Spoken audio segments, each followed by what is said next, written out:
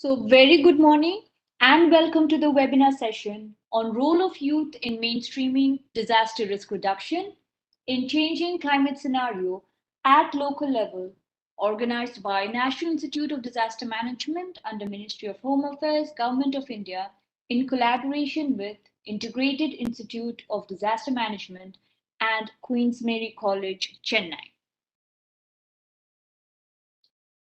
A significant share of the world's population is youth, and with the youth population increasing as much as 62% in some countries.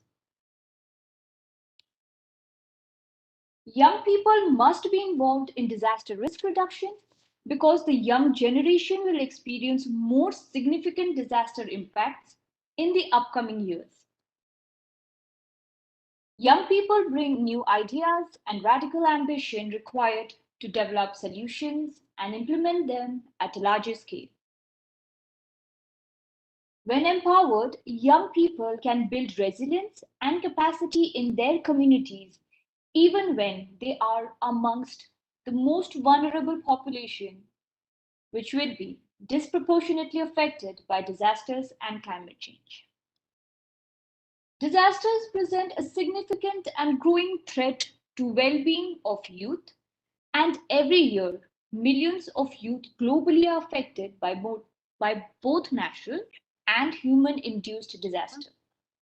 Youth, consequently, must be engaged as a key stakeholders to achieve more inclusive DRR and resilience building policies, implementation, better prepared households, and safer community.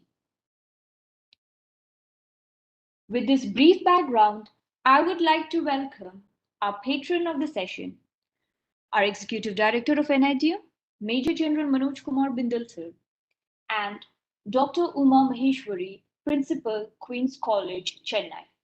It's an honor and privilege to have you for this session, ma'am. I would also like to welcome our esteemed and eminent speakers of the session, Mrs. R. Geeta, who's currently working as Assistant Professor in Queen's Mary College, Chennai. We have with us Dr. Geeta, who's a member from board of studies of various colleges like Bharati Women's College and University of Madras. She is a doctoral committee member for the PhD Scholars of Presidency College, University of Madras. I would also like to welcome Sri Ashish Panda sir, who is currently working under Secretary to Government of India, and previously he was working as a consultant and faculty member at National Institute of Disaster Management. I'd also like to welcome a fourth speaker, Sri K. Vasudevan, currently working as a district program officer under CBDRM and project at DDMA at Villapuram since 2015. And Sir is also a national level trainer of disaster management, a state level trainer on biodiversity, and has also experience of working in field related to water governance and coastal community resilience. I would also like to welcome Dr. Shushma Guleria, who has coordinated this session. Ma'am has over 15 years of experience in disaster management realm and is currently looking after the Center for Climate Resilience and Environment and Center for Water and Land DRR at National Institute of Disaster Management. And lastly, I would definitely like to welcome our fellow participants, our target audience, who have taken out their precious time and attended this session with us. Once again, I welcome you all. Now I request Dr. Uma Maheshwari, Principal, Queen's Mary College, Chennai, to kindly address the inaugural session. Ma'am, over to you.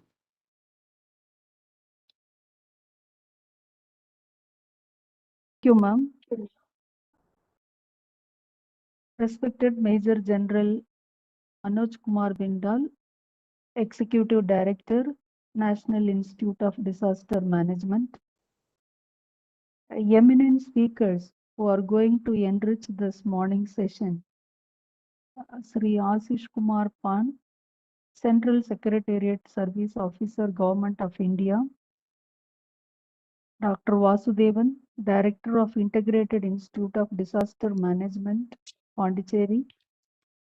Dr. G. Geeta, Head of the Department of Geography, Queen Mary's College, and Dr. R. Geeta, Assistant Professor of Geography, Queen Mary's College, Ms. Aradhana Moktan, National Institute of Disaster Management, and heterogeneous flock of listeners.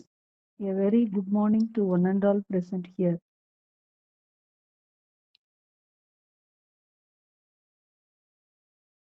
Crises and disasters cannot be avoided, but their consequences can be mitigated by planning, exercises, and preparedness.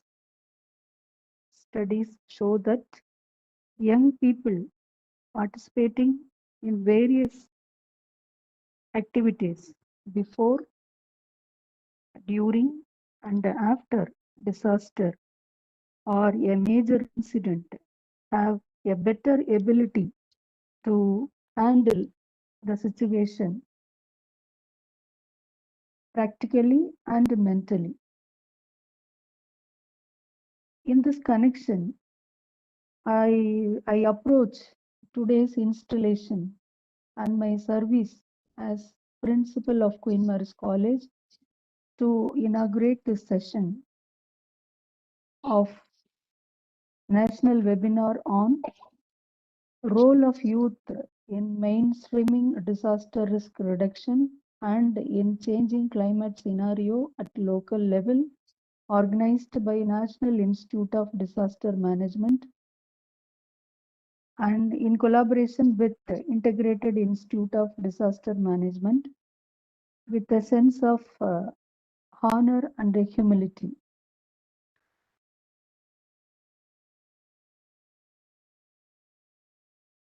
When a disaster strikes in any given community, youth and children are found to be represent more than a third of disaster victims. Yet, their response taken a disaster is generally restricted to passive victims. The tremendous contribution that young people can make the disaster management are largely untapped in the current scenario. Involving young people in disaster management can help them to learn topics that affect their lives, while at the same time gaining hands-on experience designed to equip them and become tomorrow as better leaders.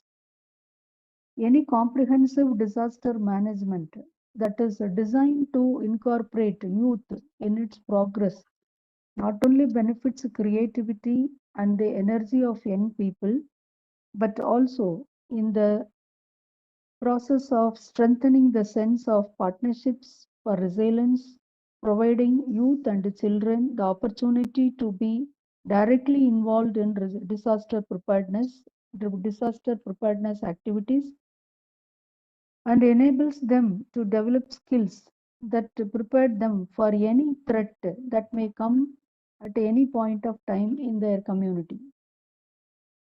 Though disasters are local phenomenon in this modern days, their devastating impact can be felt beyond borders of impacted nations in terms of human material losses or the flow of refugees.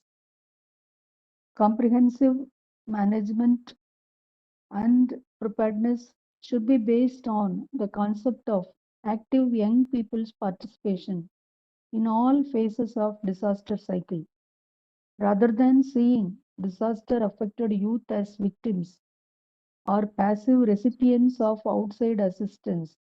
A good disaster management must recognize the value of including them in the planning and preparedness process also.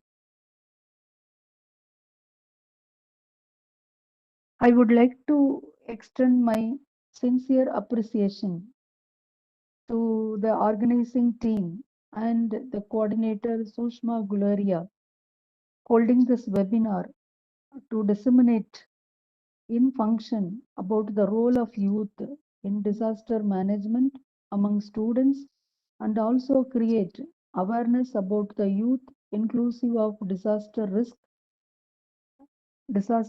reduction in society.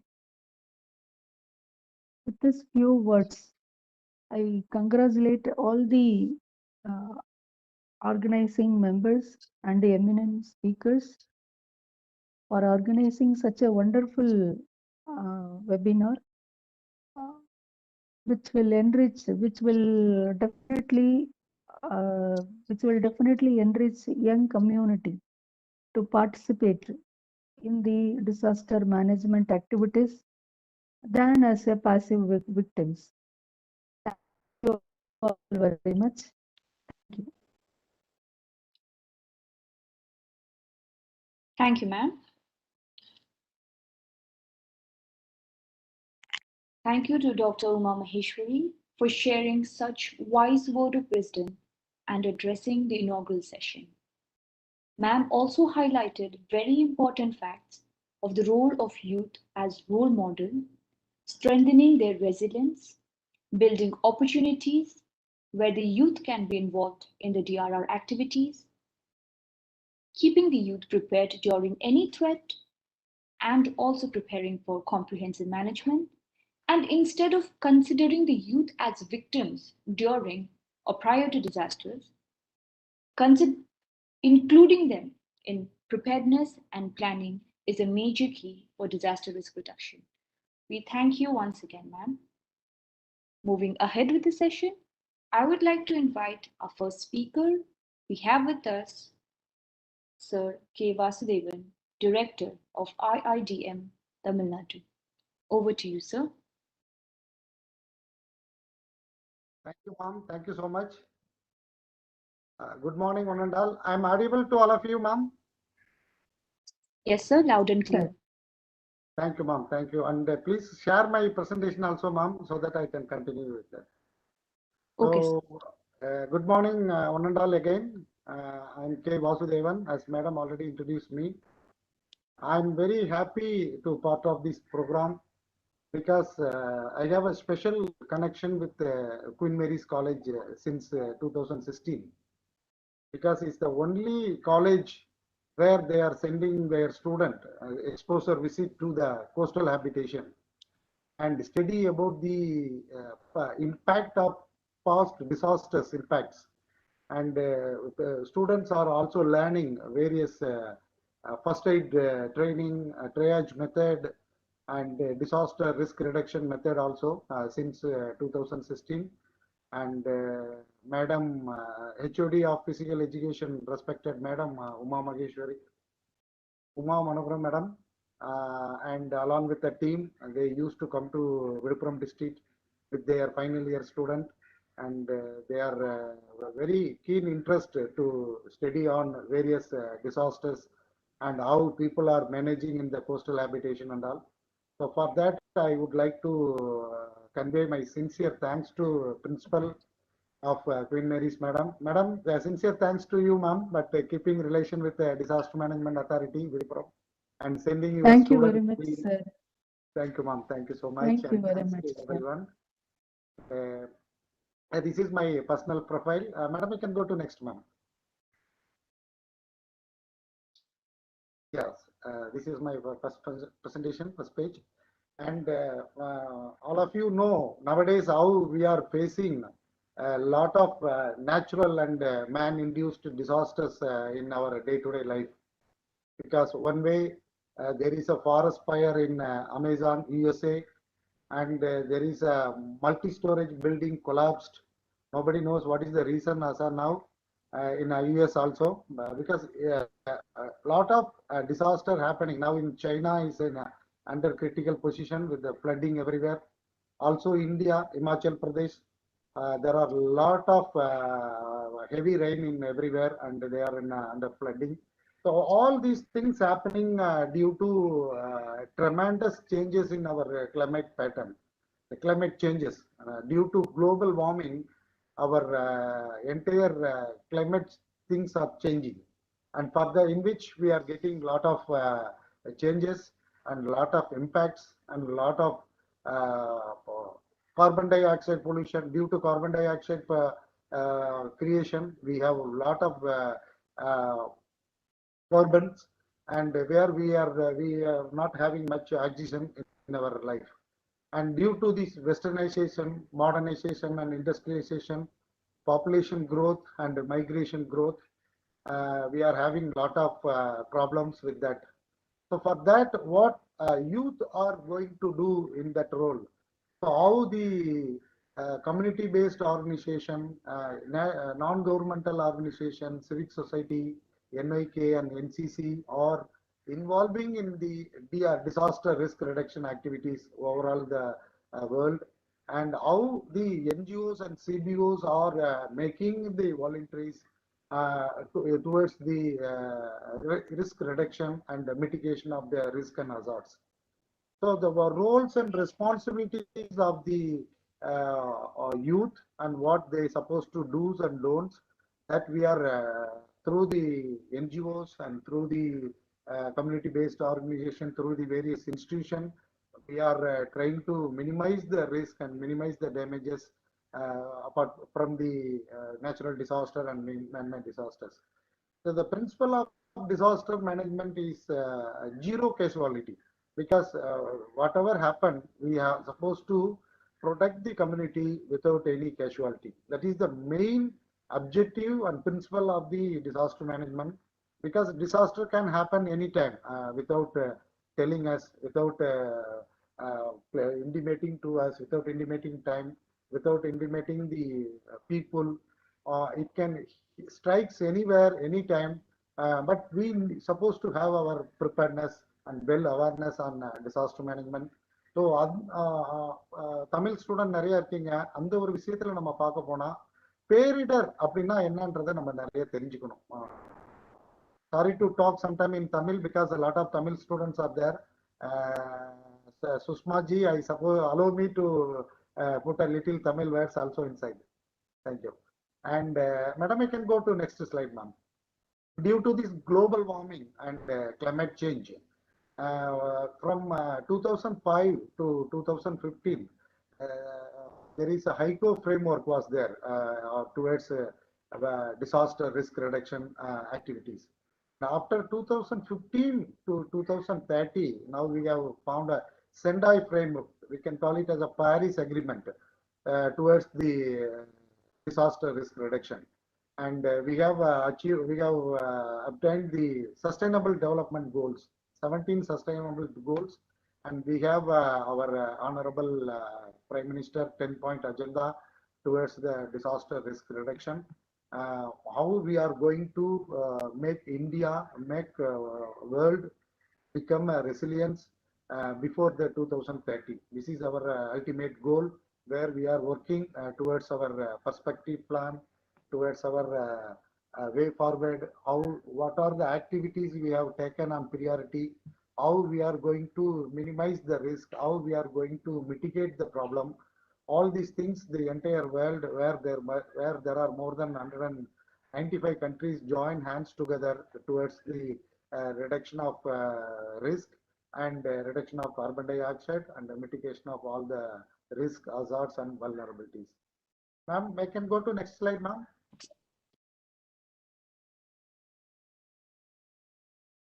Yes. Now we are coming to the government cannot alone do all these things within the golden hours, because if there is a mass casualty, like for example last 2004 tsunami, when the tsunami hit at Nagapattinam, Kadalur and Kanyakumari areas, where we have lost more than lakhs and lakhs of people. And during that time, even there is a lot of line departments, all other departments join together and do the relief activities, rescue activity, recovery activities, rehabilitation activities. And at that time, there are a lot of stakeholders from the local level, NGOs, CBOs, other civil society are joined together and done all the relief and rehabilitation work after the tsunami. So it's such a time when there are a lot of manpower, when we need a manpower to do such activities, when there is a mass casualty, we need a lot of young youth people to involve in the disaster risk reduction activities. For that, this seminar is organizing among the youth group, particularly for the Queen Mary's of College. So what the CBOs and NGOs are doing, they are selecting the very self-interested youth, both male and female, dynamic and very dedicated and enthusiastic and voluntary youth guys are selected on the basis of their self-interest, and they are trained in the all the disaster management aspect.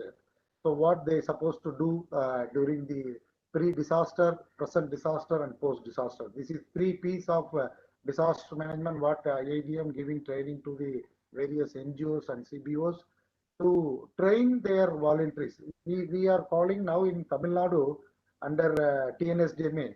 TNSDMA has called for all the NGOs and CBOs to come to field now during the pandemic. It is a very crucial time. Now we have passed second waves, and everybody has to follow, everybody has to protect from the pandemic. So all the CBOs and NGOs are we are utilizing them, their service in the field. And there are a lot of people registered on their profile on TN Smart. Tamil Nadu, we are using an app called TN Smart, where we can find all the disaster management activities, all the weather condition, how we can find out how many men were trained as a first responder. Because all the village level now we are selecting all these people are trained under the first responder cadre. Now we are going to find another community responders. So the CBOs and NGOs are training community responders at the moment right now at Tamil Nadu. Now utilizing them for the various crisis management, not only disaster, if there is any explosion nearby petrol bunk, if there is a dam burst. So all the local voluntaries are trained, and before the government present over there, the voluntaries has to communicate it through our district administration, through the NGOs. So what they supposed to do, what they supposed to don't do over there.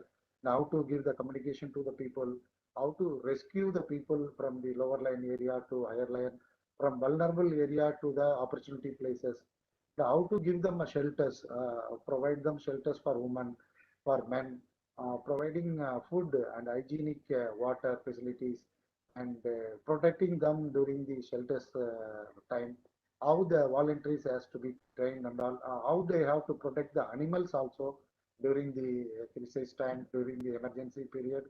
So we are selecting the best youth, and NGOs are giving training for the best swimmer, best tree climbers, and we are short of sometimes drivers during the emergency period, and we are training them in the search and rescue and relief center activities, where they can identify how to reduce the disaster risk reduction and build back better methodology to reconstruction and rehabilitation of the vulnerable disaster hit area. And we can go to next slide now.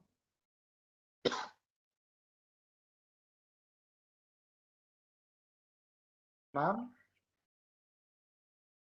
here I have given, sorry to us, alignment was misshaped, because for the Tamil student, we have already know Panchabhudangal அப்படின்னு சொல்லிட்டு நம்ம already பார்த்திருக்கோம். It's a Panchabhudas method of disaster preparedness and awareness அப்படின்னு சொல்லுவோம். நம்ம பார்த்தோம்னா நீர், நிலம், காற்று, ஆகாயம், வானம், பூமி அப்படின்னு சொல்லுவோம் தமிழ்ல. ஸோ எர்த் பேஸ்டு என்னென்ன disasters வந்து happening, on water based what are the disaster happening, on fire, on wind and sky, because we have separated in a different Panchabhudas method of teaching methodology for the Tamil students here in Tamil Nadu. So these 5 different Buddhas covered various type of disasters, and how it is happening, and what is the impact of that, and how we are going to face all these things, and how you are reducing the risk and all. We are teaching to them. As I already told, we cannot fight against the disasters, because even though we have a strong brave enough, we can't fight against the disaster. But if we have a well awareness and preparedness, we can protect ourselves, we can protect our community, we can minimize the losses, we can protect the livestock also and the risk and damages. So also I told you earlier, disaster never say it strikes, hits the timing.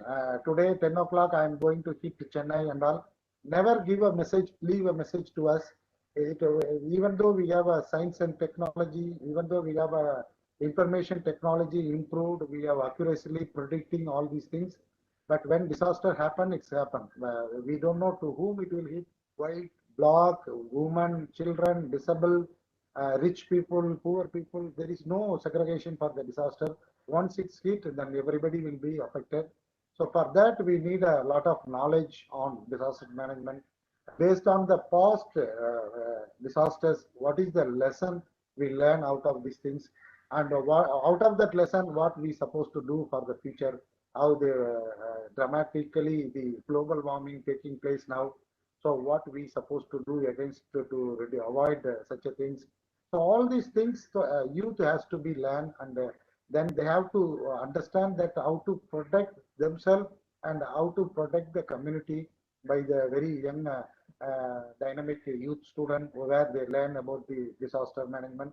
And this kind of training portal, we are having a good opportunity. What NIDM is always giving a good platform to share our knowledges with everyone, to share a lot of informative technologies, informative methodology, how to reduce the risk, how to reduce the hazards and vulnerabilities and all.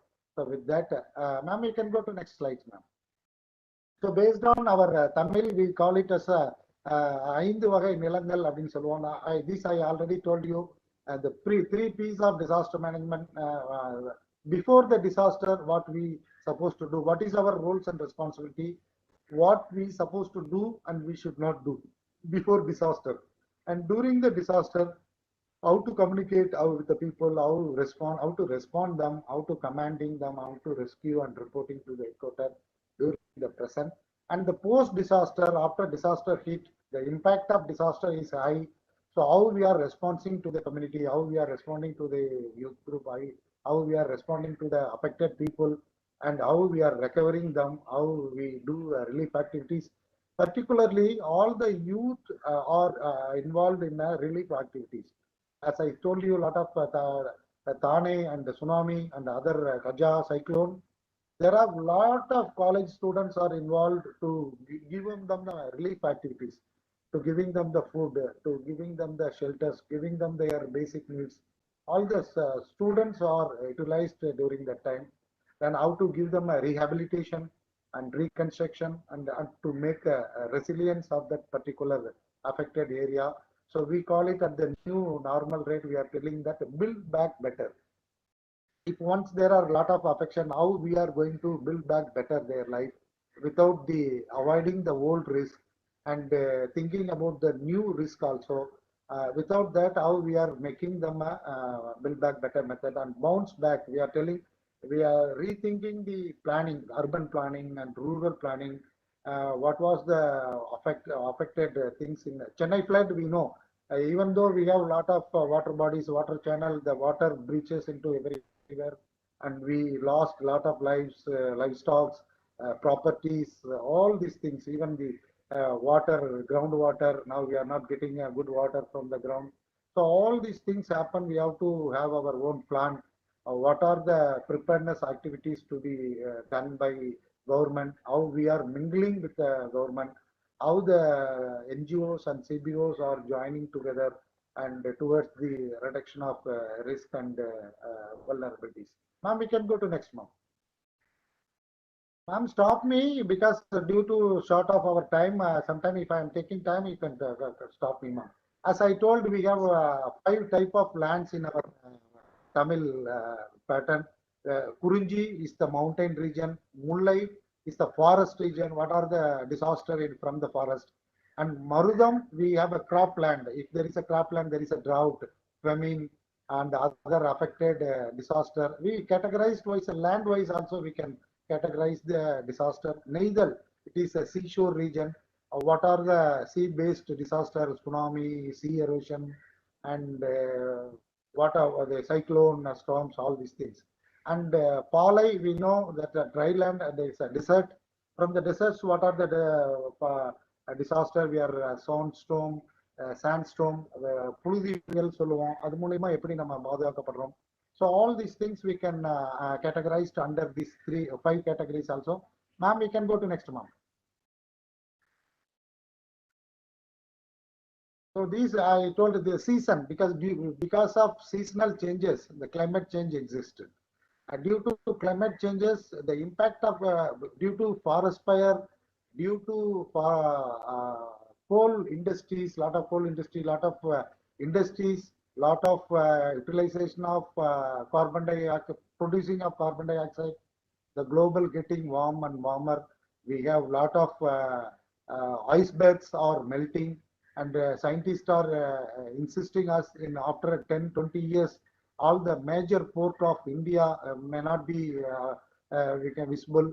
All the sea level will be raised. For that, what are the precautionary action we have to do? How to reduce the carbon dioxide emission? How to create a lot of plantation to get a lot of oxygen in our things? These things youth has to be studied well. I think a lot of subject also there. When I was talking to Dr. G. Geeta Madam, it is a subject for them and teaching the student how they have to be react against all these natural hazards and man-made induced. Ma'am, we can go to next, ma'am. I can quickly go to that and finish up in a few minutes. After that, so this is our main IIDM. What IIDM doing? Our vision and mission. How we are giving preparedness, how we are giving awareness, how we are giving capacity building training, rapport building training, how we are uploading the trained people in our government website, how they are getting opportunity to serve the people. All these things IIDM taking initiated and being a bridge between government and the other communities and institutions to join our hands towards the reduction of all the climate change risk. Ma'am, we can go to next, ma'am. This is, I can go to next, ma'am. This is a kind of training what we are giving to the people. Next, ma'am. This so far what we are doing, we have created lot of village disaster management team in the coastal areas and non-coastal areas.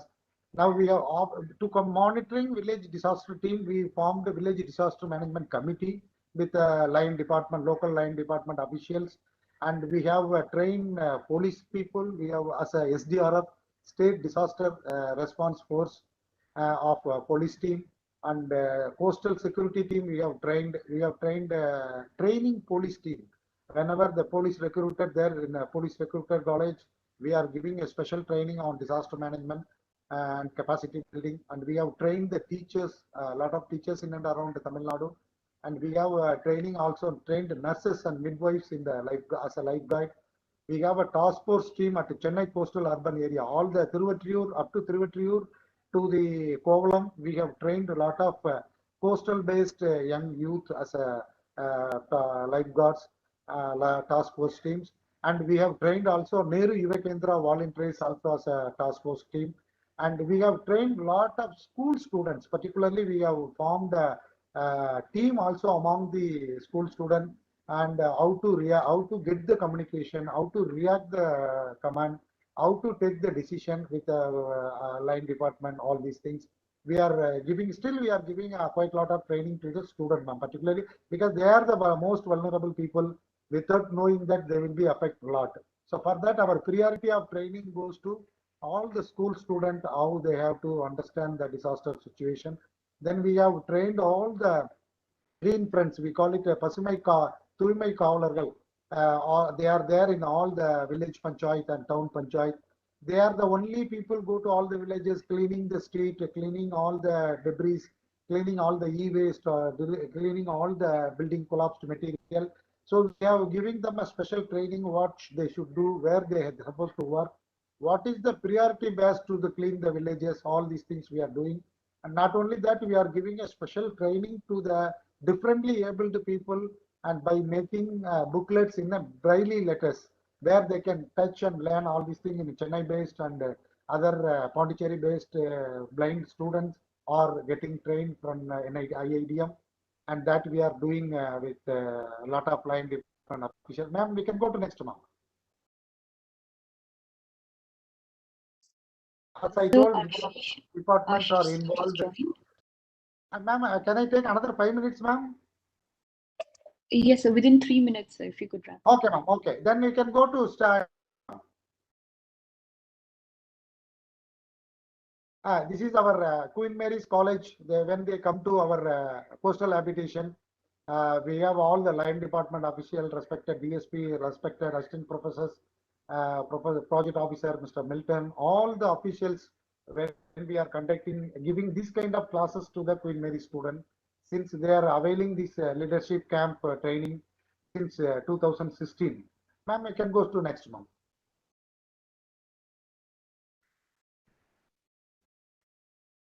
When the students are coming to our district, our places, they are certified also on the first aid and triage things. They are another batch of Queen Mary's. Madam, you can go to next.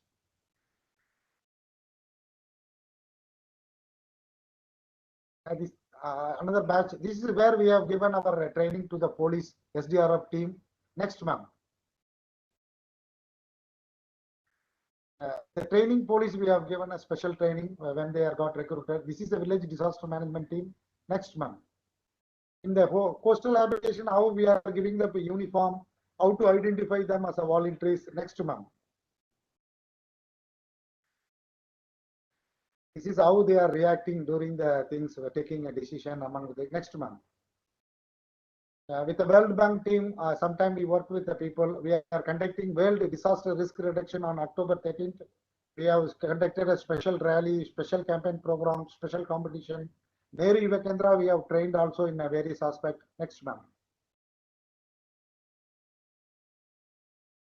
Next, ma'am. This is community-based NGOs. How we are giving the first aid training to all the people. How they have to react with the help of them. So have a good day to everyone. With that, I conclude my presentation and I convey my sincere thanks to NIDM, sincere thanks to our principal, Queen Mary's College, and all other participants and dignitaries and hosts. Thank you so much, ma'am. Student, if you have any question, you can raise the question, you can ask the question. உங்களுக்கு ஏதாவது சந்தேகங்கள் இருந்தால் என்கிட்ட கேட்கலாம் sir, நாங்கள் இதில் எப்படி involve ஆகுறது, எப்படிலாம் செய்யலாம், ஃபியூச்சரில் எங்களுக்கு அந்த மாதிரி கிளாஸஸ் கொடுங்க அப்படின்னா கூட you can approach us at any time through Uma madam HOD physical education, Dr. Geeta madam, geographical, and your principal madam. You can ask any question and you can get any assistance from NIDM and IIDM. Thank you. Thanks a lot, ma'am. Thank you, Vasu sir. Thank you, sir, for sharing such comprehensive presentation and highlighting topics such as management of multiple disasters at village panchayat, the role of youth, their roles, responsibilities, do's and don'ts, especially pre, present, and post disasters, highlighting topics of DRR and Build Back Better, generating awareness and preparedness among the youth, and also showcasing very delightful photos of village disaster management teams, NGOs, bureaucrats, etc. Thank you once again, sir. Thank you, ma'am. Thank you so much. Now, I would like to welcome the next speaker. We have with us Shri Ashish Panda, sir, Central Secretary, Government of India. Sir, over to you. Thank you, Aradhana. I am visible and audible, please? Yes, sir. Visible, sir. Visible, sir. Audible. Thank you, sir. Thank you, Vasudevan sir. Namaskar. Namaskar, sir. Namaskar, sir. Namaskar. Kindly permit me this. Good morning, Ashish ji. Namaskar. Please permit me to upload my presentation. Yes, sir. You are the presenter. It is there. Yeah. Wait.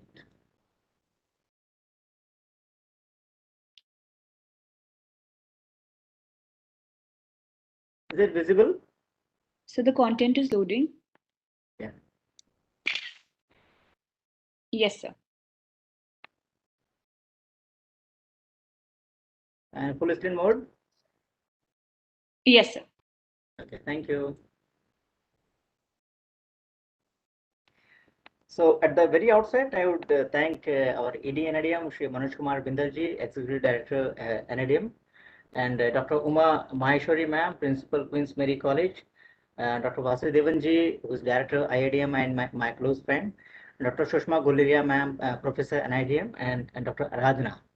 So the topic that has been given to me, that is youth and mental well-being, I will talk about. This is one important section of our society in the current times of this pandemic. Specifically, I have to touch upon that aspect as well.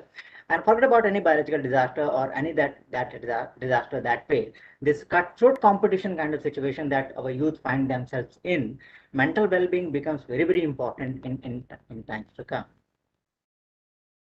Moving, please. Hello. Yes, sir. Okay, thank you. So basically, what is well-being? Put together this physical well-being, mental well-being, emotional well-being. So basically, we should be, feeling happy or contented with whatever we are having, not finding ourselves in a position to compare ourselves with other person vis-a-vis what kinds of achievement they have achieved and things like that. Wherever we have put ourselves in with respect to the studies, with respect to jobs, or any role and responsibility in a society, we should be working productively and fruitfully with the whatever assets and our capacities that we have with ourselves, and also making a small contribution back to the society, to the community in that process, and also realizing our own achievements and finding time to pat ourselves for small achievements in that process. And last but not the least, we should be in a position physically and mentally to cope with all kinds of natural stresses that are bound to come, be it a disaster kind of situation or a normal kind of situation. I mentioned that cutthroat competition for the youths put together. But if we talk about the mental well-being, then this wonderful quotation of this Dalai Lama Sahib comes to my mind, that greater the level of calmness of our mind, the greater our peace of mind, the greater our ability to enjoy a happy and joyful life. But of late, in this 21st century kind of scenario where we are observing new kinds of climatic crisis situations, this biological disaster like the pandemic, and also ever increasing population, our youths are finding themselves in such a position that this level of calmness of their mind, they're not achieving on a longer run and naturally. Youth are important as far as a country like India is concerned. Globally, if we see that China sitting with 1.41 billion population, we are at 3.8 billion, and unfortunately or fortunately, whatever you say, by 2025, probably we are going to surpass China with respect to that population figures. What is important here is the median age of our population, that is for China 38.8 years by the year 2020, and it's going to reach 56 by 2050. Similar fashion, United States of America, median age currently is 38, but it is going to reach 45. That way, we are sitting pretty well with respect to our median age, that is only 29 by the year 2020, and it is going to reach only 38 by 2050. So this is young and vibrant India, that population that should be a surplus to the kind of resources that we are having in our hands. But how to utilize this youth our country, how to channelize their energy, their hyperactivity into such constructive work, so that we not only see their growth, the growth of the country, also we move towards a disaster resilient society in times to come. One report as far as adolescents and their mental health is concerned. Population-wise, 1 in 6 people across the globe that is aged 10 to 19 years, and this mental health condition that starts accounts for 16% of all the global burden of diseases. And half of this problem conditions start by 14 years only. That is a very crucial year with respect to the nurturing or development of an adolescent is concerned. But in most of the cases, they are undetected, they are untreated. We are not in a position to analyze what kind of psych a youth is undergoing. Depression is a very worrisome area as far as global population is concerned, leading cause for illnesses and disabilities, not only in adolescents, but as they mature to adults in times to come. Suicide is a very important issue, fourth leading cause of death with respect to this specific age zone, age zone of 15 to 19-year-olds. So consequences of not attending to these causes be it depression, be it suicide, be it mental trauma and things like that, that our youths are facing on day-to-day basis, that is going to be extended to their adulthood also. And in longer run, it is going to impair them physically, impair them mentally, and also it is going to limit their capacities with respect to what kind of development individually they can achieve and what kind of development they can contribute to the overall growth of our country. Pandemics, if I talk about especially our youth, especially the students, they have been observing on a continuous basis that healthcare shortcomings like continuity of existing healthcare and mental health care services, loss of hospitals, loss of hospital beds equipped with oxygen facilities and ventilators and things like that, loss of essential drugs they have observed. They have seen losses of their family members, fatalities, and also most of the families, they have seen at least one or two patients of this COVID people in their own family. And also the persons who are working in the private sector, in the non-government sector, they have lost their livelihood. So students and especially youth, they are observing these kinds of trauma, where economic losses or human losses and things like that, emotional trauma they are undergoing.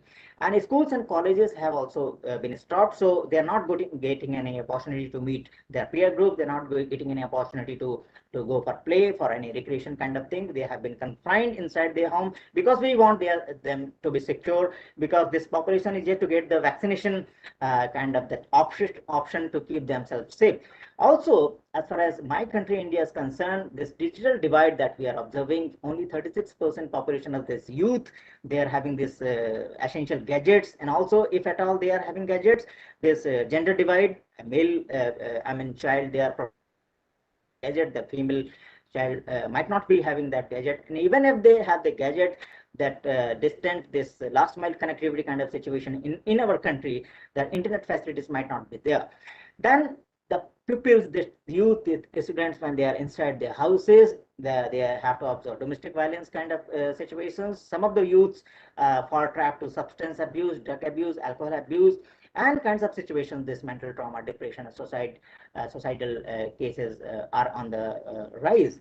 One report says that out of the 5 globally societal cases in youth, 3 of them, they had shown clear signs with respect to what was going on inside their psyche, inside their that mental trauma kind of situation. But the peer group, their friends, families, teachers, the near dears in their colonies, they couldn't observe these signs. That is a very important area of concern. We have to learn things so that we can observe these kinds of symptoms, so that we can save our youth from falling into trap to these kinds of activities. Then there is some disadvantaged sections in this youth group which might be needing already this medical care kind of situation, already mental care, healthcare services kind of situation, that continuity has been hampered kind of situation, and that is another worrisome area. So if we talk about the youth, then what we are going to suggest to them to keep their mental health on a very high level. So most importantly, they have to open up, they have to talk to somebody. At least there must be 1% to aisa aapki life mein hoga, the person you can choose to talk about your emotional traumas and downs and agonies and depressions and things like that, the person who you think is a trustworthy person. Then in this cutthroat competition, 24/7, you are into your academics and things to match up with your friend circle, your peer groups, to achieve targets and things like that. Find some time at least to focus on yourself, so that you can reflect upon how you are improving with respect to your own mental health, your own this curriculum, physical faculties, curriculum stability and things like that. Personal care is very, very important. Until unless you have good physique or good this physical health, you are not going to have good mental health. You can start journaling. Every day you can write diaries with respect to what kinds of emotions you are going through. Connections, this social distancing is one aspect, but that is basically physical distancing. You should try every option with respect to having a connection with your friends and families in this pandemic times. And you should devote some time alone with respect to yourself, to talk to yourself in a peaceful setting. New hobbies you can inculcate, new interests you can go for, new skill things you can develop in this confinement or isolation kind of situation, or confinement inside our homes. Then conversations with a mental health professional is very important as far as disasters are concerned. Once it goes beyond the coping capacity, then don't think that you can on your own handle these kinds of mental health issue situations. So come out of the social stigma that is associated with these kinds of situations, and go for experts, having conversation with those professionals that are available in our society. Negative emotions, however, this is, I mean, very easy to say and very difficult to practice, but to the extent possible, keep these negative emotions out of your system, and don't fear negative emotions. This is part and parcel of this abnormal kind of situations that we are facing right now, this pandemics or any kind of disasters, or even our day-to-day life, this youths with respect to the achievements they have to make for making a place in the society. So these kinds of negativity will be there. So this is part and parcel of your life, and nobody can be perfect, and we can all make mistakes. If we need to cry, we should cry. Let others cry. We can be a very consoling kind of hand or shoulder to these people, so that negative emotions find a way out of our systems, and the healing starts then and there. This is very important for the youth. This is one important aspect of procrastination. This is, I mean, the kind of target that we keep for ourselves, then we don't achieve those targets. This led of situation that impacts our productivity like anything. So what we can do, we can go for various apps are there in our mobiles, planners, calendar apps are there. We can set our own deadlines, even if we don't do it through our mobiles. Morning to-do list. Every morning when we wake up, we go for some exercise and decide these are 4 or 5 things that I'm going to achieve by the time I go to bed. And when you are going to bed, you can analyze whether you have achieved those targets or not. There should be mental breathers in between. I mean, don't be a workaholic. I'm 24/7. You don't have to work. Anything that relaxes you, it can be new hobbies, music, or talking to your friends. I mean, there's small chats in WhatsApp and things like that. Go for that. And use incentives also, and it does away this procrastination. It is very easy to pay attention when something is at a stake, and keep on giving you incentives in between 2 hours, 3 hours. That gap should be there, and some positive incentives you can provide to yourself. And hard stuff should be done first, so that later on the less challenging jobs you will be getting to do, that will be very easier with respect to that. Then give yourself only achievable targets, like दिन में ये कहना कि आज मैं physics complete कर लूंगा, वो थोड़ा कठिन होता है. ये कहना कि I will go for only chapter 2 from page this to this, I will finish, that is bit easier with respect to giving yourself a achievable kind of target, so that you don't panic or don't get into that trauma kind of situation.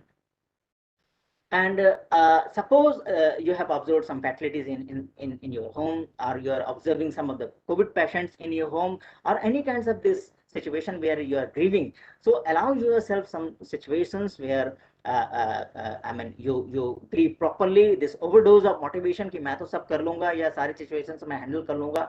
Don't go for that kind of thing. Abnormal situation brings about abnormal behavior. This is very normal to behave abnormally in abnormal situations. So accept it. Everybody who has comes to this planet has to go, and everybody tries to save others. So don't blame others, don't blame yourselves even, and don't guide too much to others. Suppose somebody else is grieving, so that way you can maintain a kind of a harmonious situation of compassion. Go with compassion to not only to yourself, but also to your near dears, your peer group, and things like that, with respect to coming out of grief.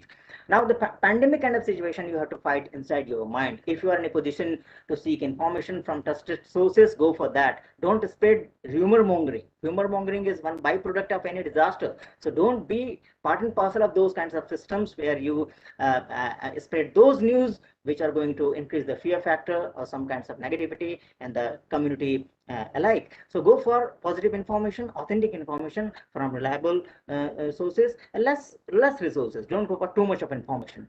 And if you are in a position to help patients, treat patients, do it with compassion. Any needy I mean, section of the society that needs help. Youth are the important segment of our society that should be well informed, that should be in a position full of energy. They can utilize all these kinds of assets, needy section of our society. Then some relation with some spiritual, that commodity, that religion can help or even if you don't follow any religion, at least some that higher divine source should be there, that should be there to guide your day-to-day activities, so you don't fall into traps of the alcoholism or drug abuse and things like that. Minimize reading or watching news that is mostly negative, and that not be too much related to any kind of disaster kind of situations. So only go for positive this news and things like that. Avoid resorting to this any kind of drug abuse. It can be alcohol, tobacco, or any kind of drug. Don't rely upon those friends who are asking you to go for these kinds of sources to come out of any kind of tragedy or trauma and things like that. This is half part of my this presentation. So this wonderful message, like we have gadgets, these mobiles and laptops that RAM capacity is 2 GB, 4 GB, 8 GB, or 10 GB or something like that. Similarly, our mind or this mind is like that. So it has limited capacity. So don't keep negative people or negative emotions inside your mind. So wonderful message, wonderful quotation is, don't let negative and toxic people rent a space in your head. Raise the rent and kick them out. So try to be with those kinds of influential people who challenge your intellect quite often. वो उन लोगों के साथ रहना पसंद करिए जो आपसे पॉजिटिव काम ज्यादा करवाते हैं. Other message with care and mental health services as far as youths are concerned, you have to give to them is, you don't have to struggle in silence. You can be unsilent. You can live well with any kind of mental health condition as long as you open up to somebody trustworthy in your life. आपकी life में 1% तो ऐसा होगा जिसके ऊपर आप trust कर सकते हैं.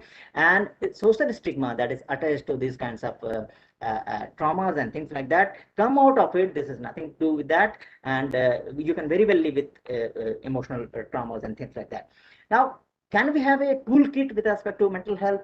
I can provide in a few of the slides with respect to that. Like, one important aspect is it is very good to be informed. It is very necessary to be equipped with knowledge. But sometimes what happens, overdose of this information and knowledge, that increases our the worry, which is already in a situation of uncontrollable kind of scenario.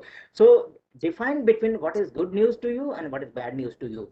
That control, that limit with respect to your exposure to electronic and print media with respect to these negative aspects of these news items. And also I have already talked about rumor mongering. Don't be a system, I'm a part of that system that spreads rumors, negative rumors, especially with respect to that.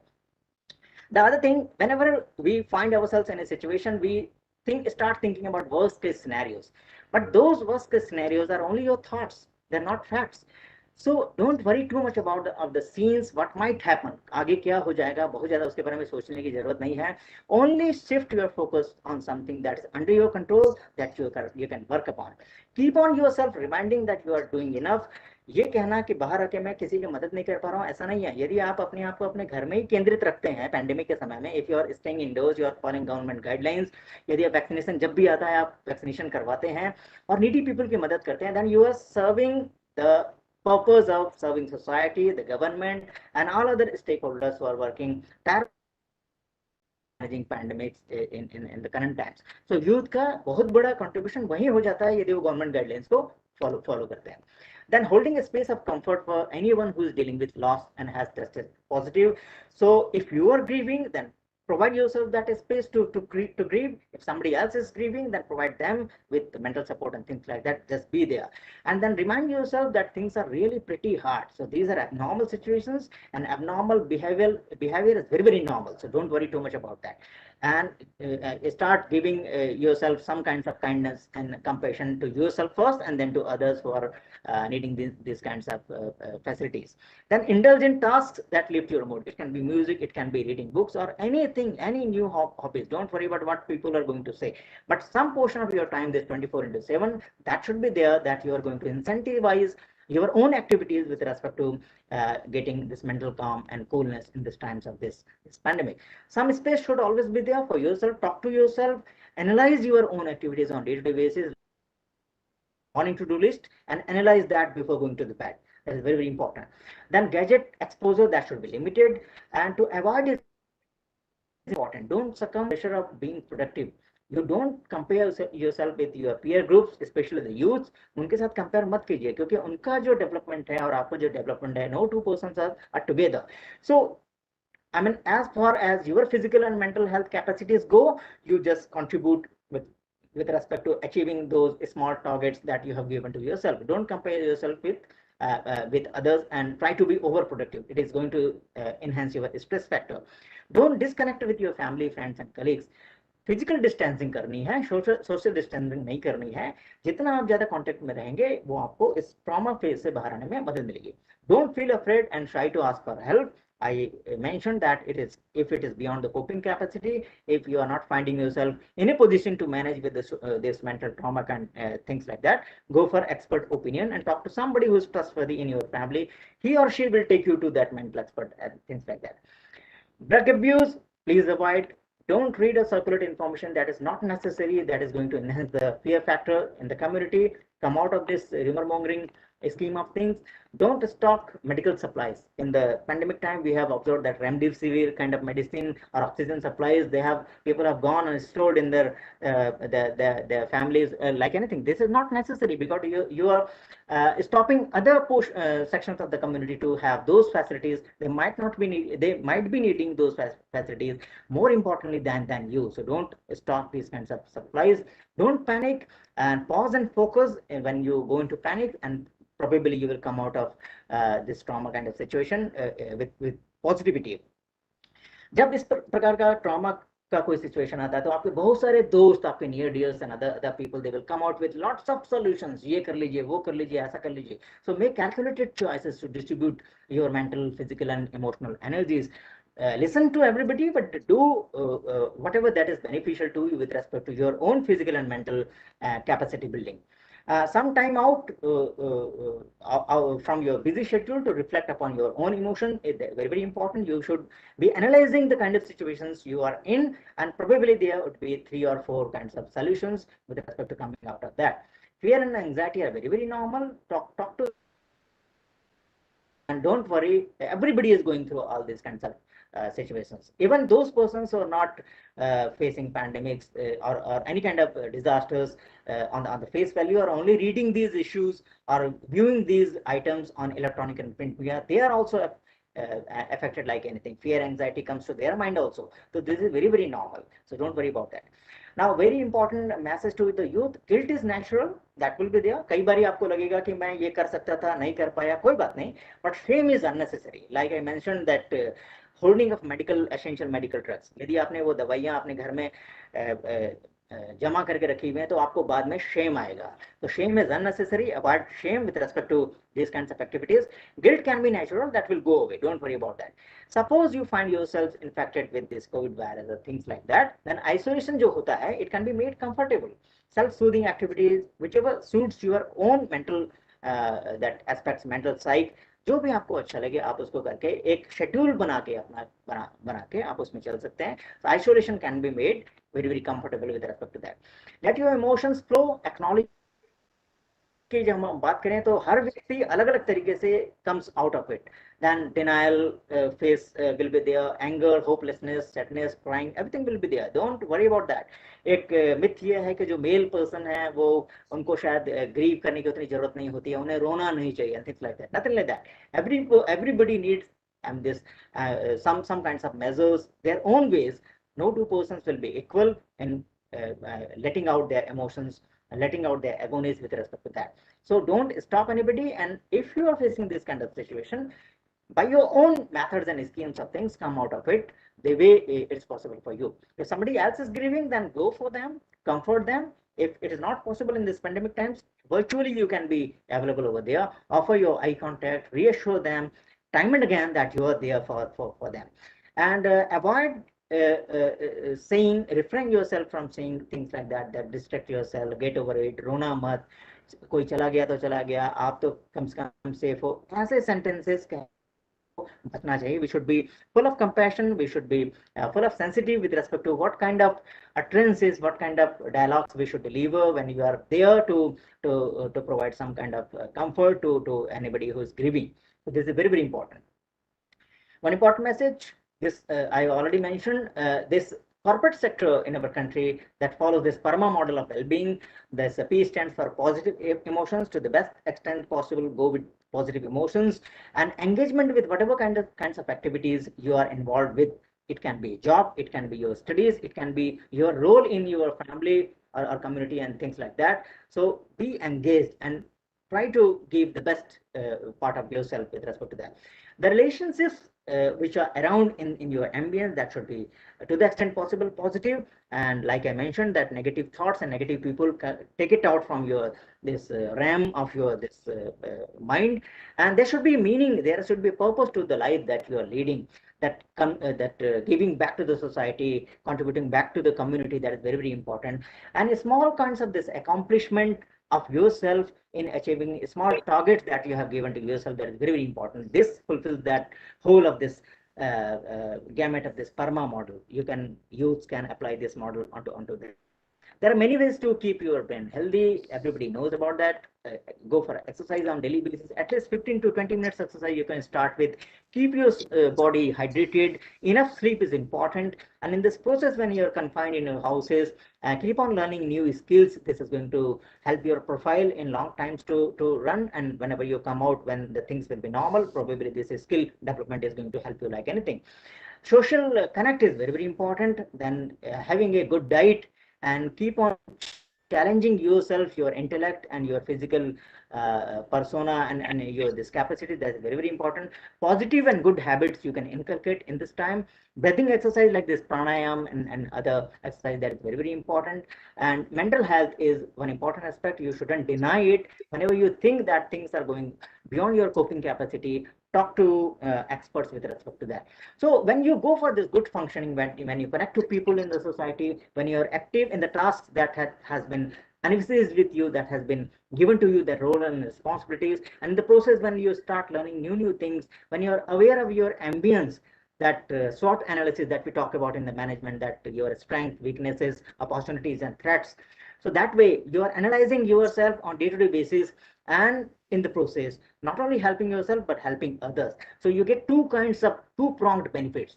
Your own life, that well-being, that enhances like anything. You would be having good feelings on day-to-day basis and overall realizing, and also it enhances your mental capital, your resilience increases like anything, self-esteem, cognitive capacity and emotional intelligence, you get benefited.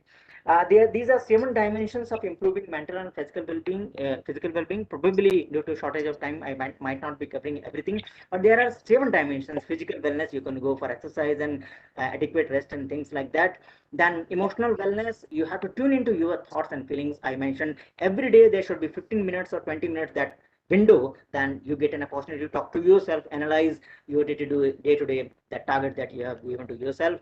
Then intellectual wellness, go for some course, short-term course and workshops, learn new things.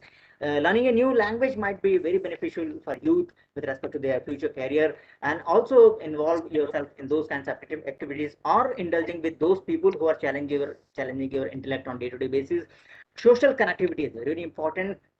There are many schemes of things on the internet that provides you opportunity to share your talents and skills. So these extracurricular activities are also important other than your academics in your day-to-day lives. Spiritual wellness is very important. Is explore your spiritual core. There should be one divine force in your life, that you are talking to that divine force on day-to-day basis. Be inquisitive and curious. Whatever is happening in your ambience, be fully present in everything you do and things like that.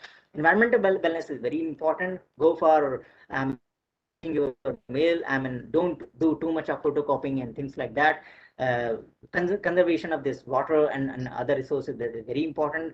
And incidentally, this United Nations has declared 2021 to 2030 for ecological restoration. So youth has very important responsibility with respect to how to go about schemes and things where they can contribute individually or as a group, youth groups, to go for conservation of biodiversity and conservation, ecological restoration in times to come. Then occupational wellness, suppose you are involved in some kinds of activities in schools and colleges, or probably you're doing jobs somewhere, the youth, then you can explore variety of career options, create vision for your future. And those career, if you're lucky enough to choose which suits your personality, interest and talents, then you would not be feeling like working 24/7 in those kinds of job. वो job चुनिए जहां आपको mental peace मिलता है. Having said that, the 7 dimensions of emotional, mental and the physical wellness, there are schemes of things, apps that is available, like Odisha government, they came up with the Bhasha app it helps the emotionally down that students, university students, with respect to the continuation of their education, and also other kinds of this mental agonies they are going through in the times of this pandemic. So this is available on the internet. You can go for that. Ministry of Education, central government ministry, came up with Manodarpan app, which provides psychosocial support, counseling to students. This works 24/7. Then not only for students but everybody. Ministry of Social Justice and Empowerment, it came up with Kiran app. It supports any person who is facing anxiety, stress, depression, or suicidal thoughts and things like that. This is available in 13 languages, and nearly 700 clinical and rehabilitation psychologists are working behind this app. So it is available 24/7, and helpline operators have been especially sensitized with respect to Kiran, that not to ask the caller the name, identity proofs, and things like that, because in our country, social stigma is very well associated with providing psychosocial care and mental health services. So most of the population which might be needing these kinds of services will not come forward if their identity is exposed. This is new initiative by Government of India, by Office of the Principal Scientific Advisor to the Government of India. This Manas mobile app. Initially, they have launched it for the year age group of 15 to 35, very well suited for our youths. And this has been brought forward by Nimhans Bangalore, AFMC Pune, and CDAC Bangalore, in association with Office of the Principal Scientific Advisor to the Government of India. The basic motto is Uttam Man Saksham Jan. That is the theme area of this app. So these apps are available. Last couple of slides I'm having here. I want to correlate what is our life for our youth basically. Can we, if we have this face-to-face program, I can demonstrate this example very clearly. We can have clean jars, transparent jars. We can have gold balls or ping pong balls, table tennis balls जो हम कहते हैं वो. We can have small pebbles, छोटे-छोटे pebbles जो होते हैं वो ले सकते हैं. We can take sands, we can take water. अभी क्या करते हैं कि we start this transparent jar with gold balls. These gold balls are very important things of our lives. These are our families, these are our friends, these are health and passion. Most important, that is what you want to be in your life, and most important things like that. If I ask you now, if the jar is fully filled, you will be saying, some will say yes, it is fully filled. Some will say no, still some scope is there. Yes, scope is there. You fill it with pebbles. Pebbles are other important things like owning car, owning one good job, owning house, one house, two house, three house, and things like that. Then now if I ask whether the jar is full, then still some scope is there. If we try to fill this jar with the sand or other everything else is small steps our lives.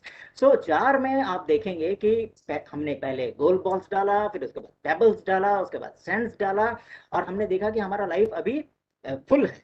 लेकिन इसमें आप इसको यदि उल्टा करने की कोशिश करेंगे, if you start filling this jar, that is your life, depicting your life with the sand first, मतलब ट्रिवियल थिंग्स जो आपके लाइफ के हैं उनसे यदि आप जार को पहले भरना शुरू करेंगे, you won't find any space for the important things of your life. That is the gold ball, that is the pebbles, that is the more important things.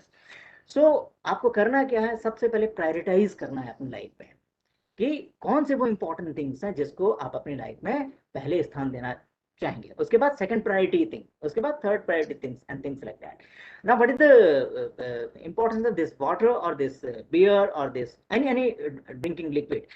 इतना सब हो जाने के बाद भी जब हम उसमें पानी डालते हैं या उसमें चाय या कॉफी डालते हैं तो वो उसको सोक कर लेता है. It means कि no matter how full our life seem to be, there will always be a possibility, there should always be a room or opportunity to have some coffee or tea or some beer with your fellow friends. तो ये message मैं आपको देना चाहता था. Basically youth are very important section of our society, that they should prioritize their life, what they want to do with their lives. That should not only develop their own persona but also contribute to the overall development of the country as a whole, community as a whole.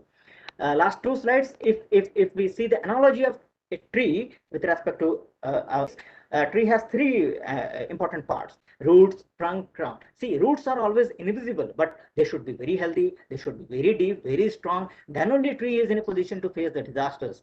It is unseen. Similarly, spirituality in our life is unseen, but they're very important with respect to our inner development, that is called inner engineering these days, so that we are in a position to face the storms of our lives that is not going to bog us down.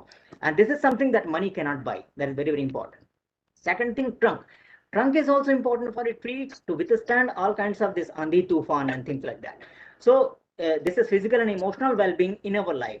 If it is not strong, then we are in a position to get uprooted. So what does it mean in our life? This is that the remote control of who is going to make you happy, remote control of who is going to make you sad should be in your hand also. किसी और के हाथ में अपने सुख और दुख का रिमोट कंट्रोल कभी मत दीजिए. That is very important.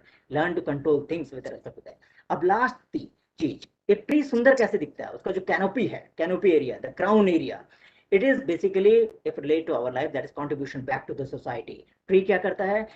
It gives leaves, it gives shades, it gives fruits to other persons, and it doesn't utilize itself.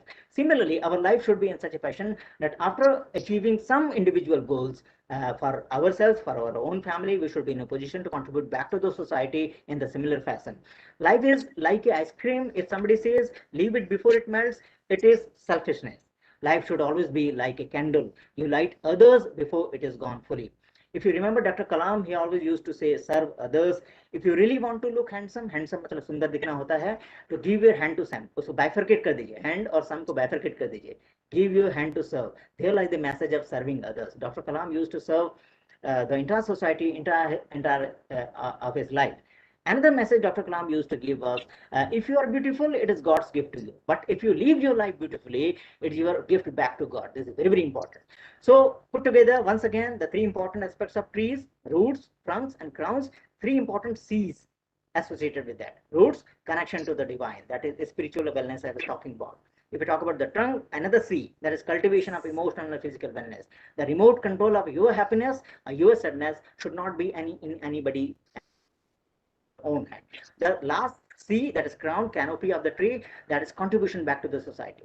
There should always be a purpose of life that you are leading. There should always be a meaning of life, that are you in a position to provide help to others? So that is the message to the youth, that try to help others. Last slide. Help and smile are two important scents in our life. The more we sprinkle it upon others, our own life gets scented like anything. Now, pandemic has taught a very important lesson to ourselves, that health is the best wealth. And when we realize it, when we lose it. So we have to strengthen our health system like in such a fashion. Our immune system should be developed in such a fashion that we can withstand any kind of disaster that comes our way. Last but not the least, जब दूसरे किसी की गलती होती है तो हम क्या बन जाते हैं? बेस्ट जज बन जाते हैं. जब हमारी गलती होती है तो we become best advocates with respect to that. तो करना क्या है, इसका ठीक उल्टा करें. जब कोई दूसरा गलती करे तो उसका बेस्ट एडवोकेट बनके उसको मदद करने की कोशिश कीजिए, और अपने सिंस के लिए, अपने शॉर्टकमिंग्स के लिए, अपने bottlenecks के लिए you become best judge for that, so that you are not going to commit mistakes. So that is my presentation to you. Wasim Barelvi एक बहुत अच्छे शायर हुए हैं लखनऊ के. उन्होंने कहा कि हादसों की जद पे है तो मुस्कुराना छोड़ दें, जलजलों के खौफ से क्या घर बनाना छोड़ दें. So this is the positive message I want to give to the youth of this nation, that you are that section of our society that our future hopes lies upon. So Shubham Karoti Kalyanam Arogyam Dhana Sampada Shatru Buddhi Vinashaya Deepi Jyotir Namastute. I salute to the light which brings auspiciousness, clarity, good health, and the destruction of the intellect's enemy. So that is my message. Thank you so much for having me here. Thank you. Thank you, Ashish sir. Thank you, sir, for such insightful and detailed presentation and highlighting topics such as the importance of mental well-being, adolescent and their mental health, consequence of not addressing adolescents' mental health, especially in times of pandemic, access to digital media, last mile connectivity, youth perspective on mental health, a negative emotion, procrastination, how to come out of grief, mental health toolkit, and a Prema model of well-being. Thank you once again, sir. Thank you. Moving ahead with the session, I would like to invite a third speaker. We have with us Dr. G. Geeta, HOD, Department of Geography, Queen's Mary College, Chennai. Ma'am, over to you. Yeah. Respected Director of National Institute of Disaster Management, our beloved Principal, Dr. Uma Maheshwari, and other speakers in the virtual dais, a very good afternoon to one and all present here in this webinar. Am I audible? Loud and clear, ma'am. Yes. To begin with, let me introduce ourselves. Myself, Ms. Dr. G. Geeta, and Dr. R. Geeta belong to the Department of Geography, Queen Mary's College. We are here to bridge the gap between the role of geographical understanding in disaster management. Well, geography plays a significant role in understanding and coping with natural disasters, and their social impacts. The risk of natural disaster is considered a function of three components: hazard, vulnerability, and exposure. A hazard can be defined as a dangerous phenomena and condition of natural origin, such as an earthquake or a heavy rainfall, and it's strongly related to physical geography. Vulnerability refers to the characteristics of social, uh, community, or system uh, that affects susceptibility to damaging effects of a hazard, and there comes human geography. Exposure, one second. Exposure refers to how strongly people, properties, social systems are exposed in hazard zones, subject to potential losses, which depends on the spatial relationships of geographical elements, especially distance between the location of hazard and the vulnerable elements. Therefore, spatial analysis using GIS contributes to the analysis of exposure. In other words, studying natural disaster is an essentially geographical issue for which the three major components of geography, physical, human, and GIS, should be incorporated. Relevant geographical education also needs to be developed and strengthened at various levels of education from primary to higher. Over to Dr. Geeta for an elaborate explanation of the importance of geography in the study of disaster management. Thank you.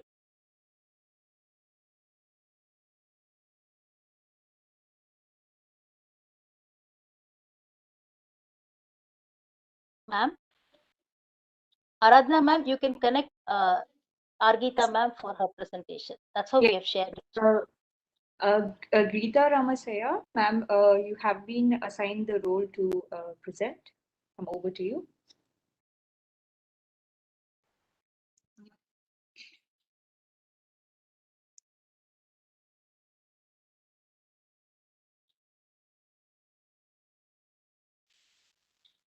Vasu? Vasu? Yes, ma'am, the presentation is visible. If you could do full screen. Or am I audible, ma'am? Yes, ma'am, loud and clear, ma'am.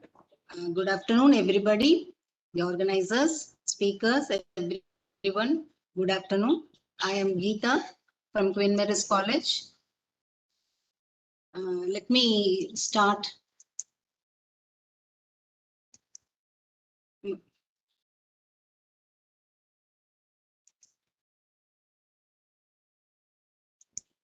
Ma Vasu, inge vayen.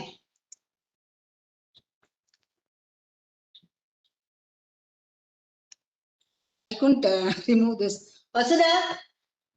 Ma'am, the slides are moving. PPT is visible, ma'am, now. Disaster management PPT is visible. You can continue. Geeta, This, yeah. yeah. F5, F5.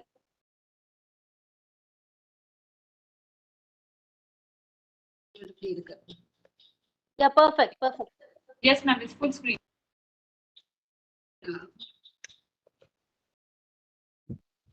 So disaster management, any event becomes disaster only when there is life and property damage, where the community cannot cope up with them and they need rescue and other help from others.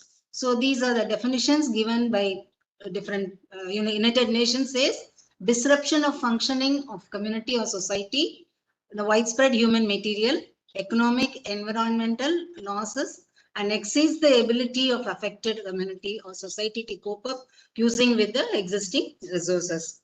So classification of resources, disaster, natural disaster, man-made disaster, environmental disaster. So geological origin, we have natural disasters in different origin. So geological origin, hydrometeorological origin, medical origin. So man-made disasters, it may be social, it may be group classes, strike, terrorism, stampede, Technologically, it may be industrial accidents, structural collapse, chemical leakages, this comes under industry, transport related accidents, the oil spills and other things, environmental, forest fire, global warming and climate related disasters. So these are the varieties of classification of disaster. So ecocide is a term now used to describe the damage of ecosystem where the survival of life is very threatened. So man has made this in many places. Anthropogenic ecocide express the disaster impact of global warming and climate change. So let me first say how earthquakes, volcanoes are happening. So this picture shows the earth crust is not a single sheet of landmass. It is segmented into different plates. They are called tectonic plates. These plates are not static. They are moving very, very slowly, and they have many changes, but that can be found out only by the scientific methods. So you can see the plates are named with the continents there itself. These are the plate boundaries. So wherever you have plate boundaries, you have some landforms formed. So you have the fold mountains formed in this map. So you can see fold mountains here, fold mountains here. So you have the plate boundaries, you have the plate boundaries here. So when there is a movement there are plate boundaries move, I said, isn't it? They are not static. They don't fastly move. Very, very slow movement. But that slow movement, you have three types of movement.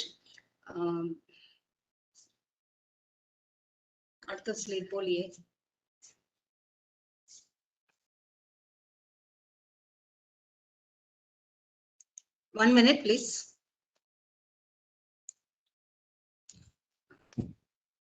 This is animation saying continental drift.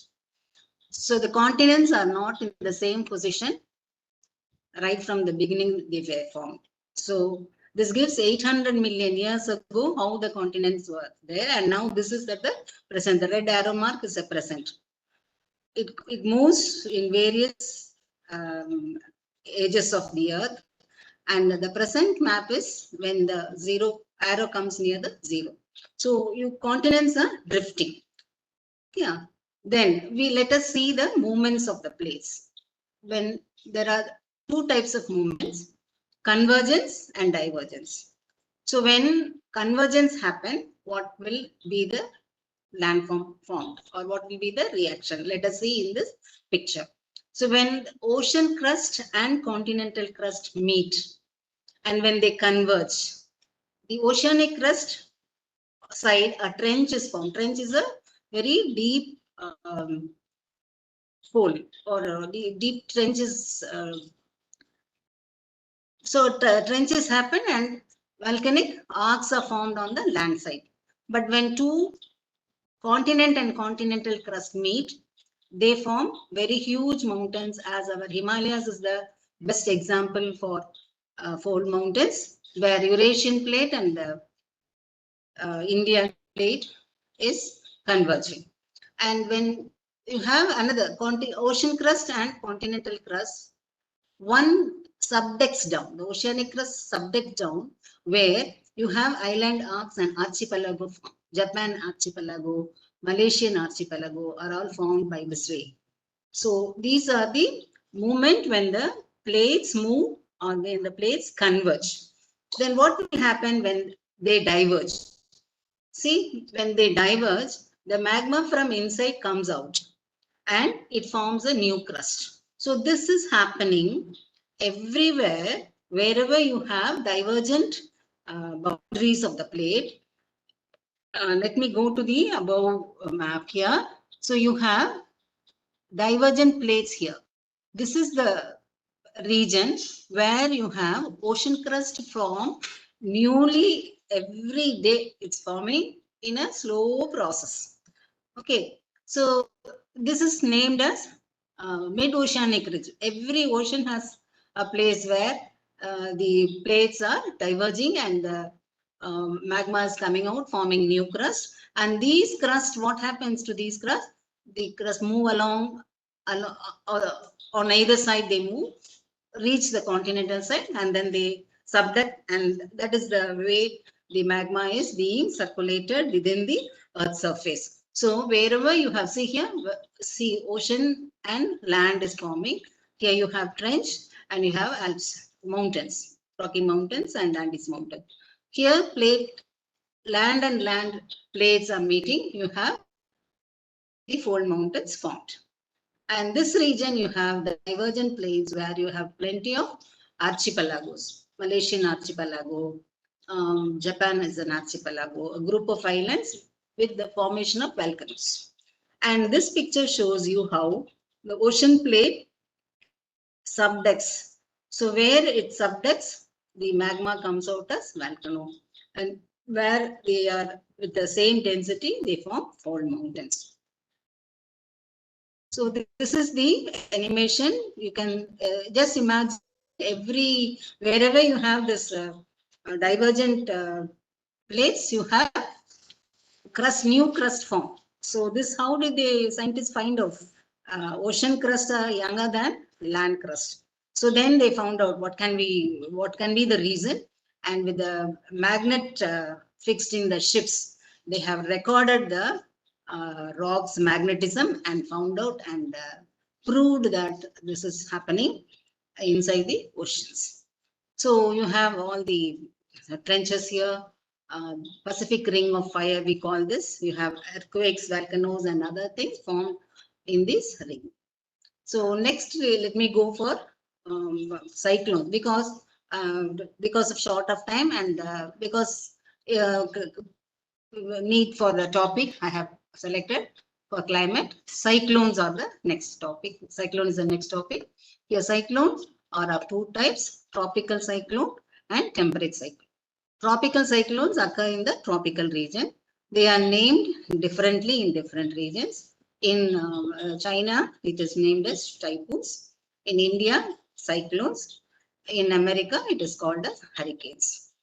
And you can see in this picture, the tropical cyclones, where they are formed and where is the path and which season are they formed. Normally, summer and late summer, it is forming.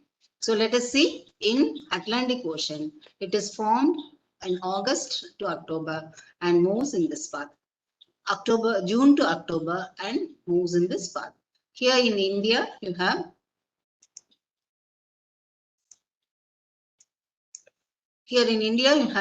from June to November, you have cyclones and they move in this path. June to December, they move in this path. Here see January to March. This is the hot season for southern hemisphere. So tropical cyclones occur in the tropical region in the summer season. These are the places where you have cyclones in the temperate region. Temperate region means middle latitudes, 30 to 60 degrees north and south of equator. So here, two different air masses meet. The air masses which are different characters. One is warm and one is cold. So when they meet, they form cyclones. They are also named as frontal cyclones. These occur in the northern hemisphere more than the southern hemisphere. And let us see the conditions when will the cyclone form. So how a tropical cyclone is formed? What is the importance? Why all cyclones are not giving damage, giving rain? One cyclone is having so much of wind speed. One cyclone gives plenty of rain. And what is the reason behind it? The tropical cyclones are thermal origin. What do you mean by thermal origin? Warm tropical seas are giving the heat energy sufficient for the tropical cyclone, for the formation of tropical cyclone.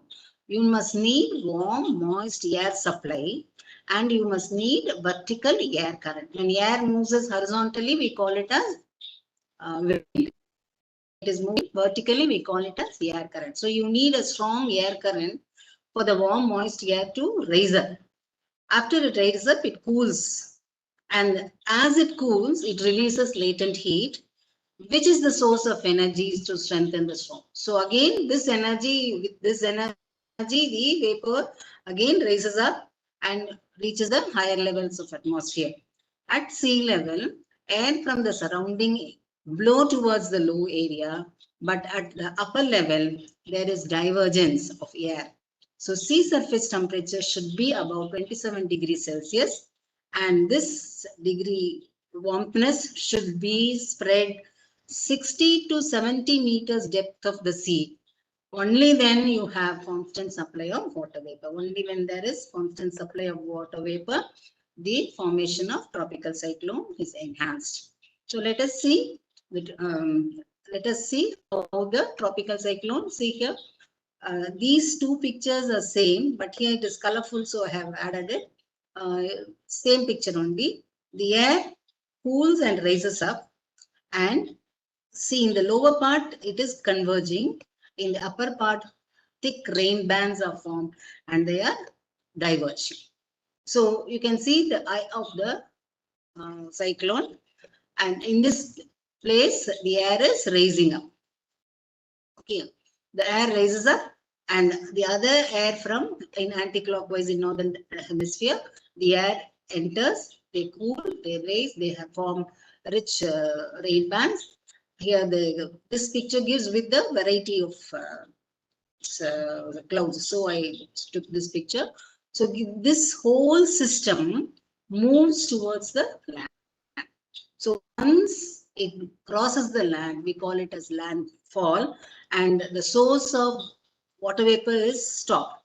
And so the cyclone fury is also less. So why certain cyclones are very intense? Why they are? Why certain are not giving much rain?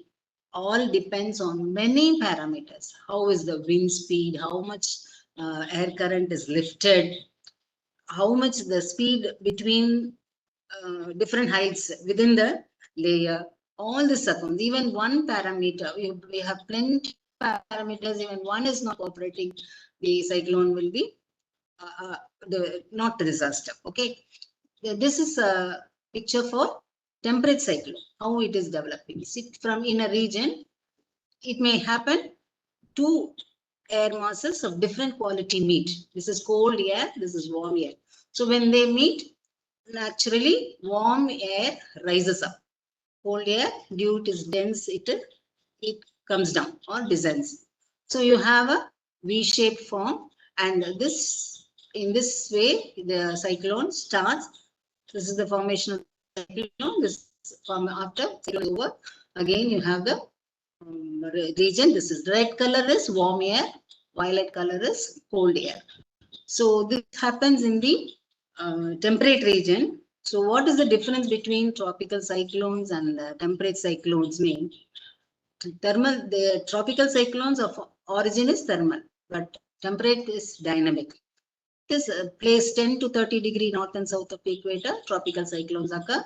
Temperate cyclones occur 35 to 65 degrees north and south.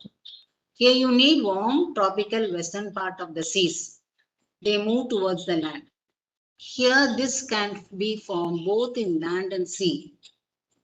Tropical cyclones form on the sea and move towards the land. Extratropical cyclones can form both in land and sea. Tropical cyclones occur only in the late summer season. But here, extratropical cyclones will occur in both the season, but number is more in winter. They cover very small area. They have the elliptical shape.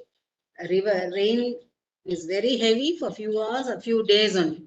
And wind speed is only 100 to 250 kilometers in speed. But when you see here, you have a larger cover of area. The shape of the cyclone is V-shape, inverted V-shape.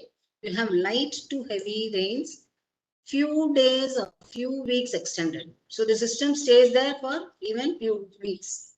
Wind speed is between 30 and 150 kilometers. So blizzard is a very strong cold wind blowing from polar region towards the middle latitudes is one of the disaster. Then heat waves. Heat waves means above normal 4 to 5 degrees Celsius if a region experiences for more than 2 days or 3 days or continuously for days together, then we call it as heat wave.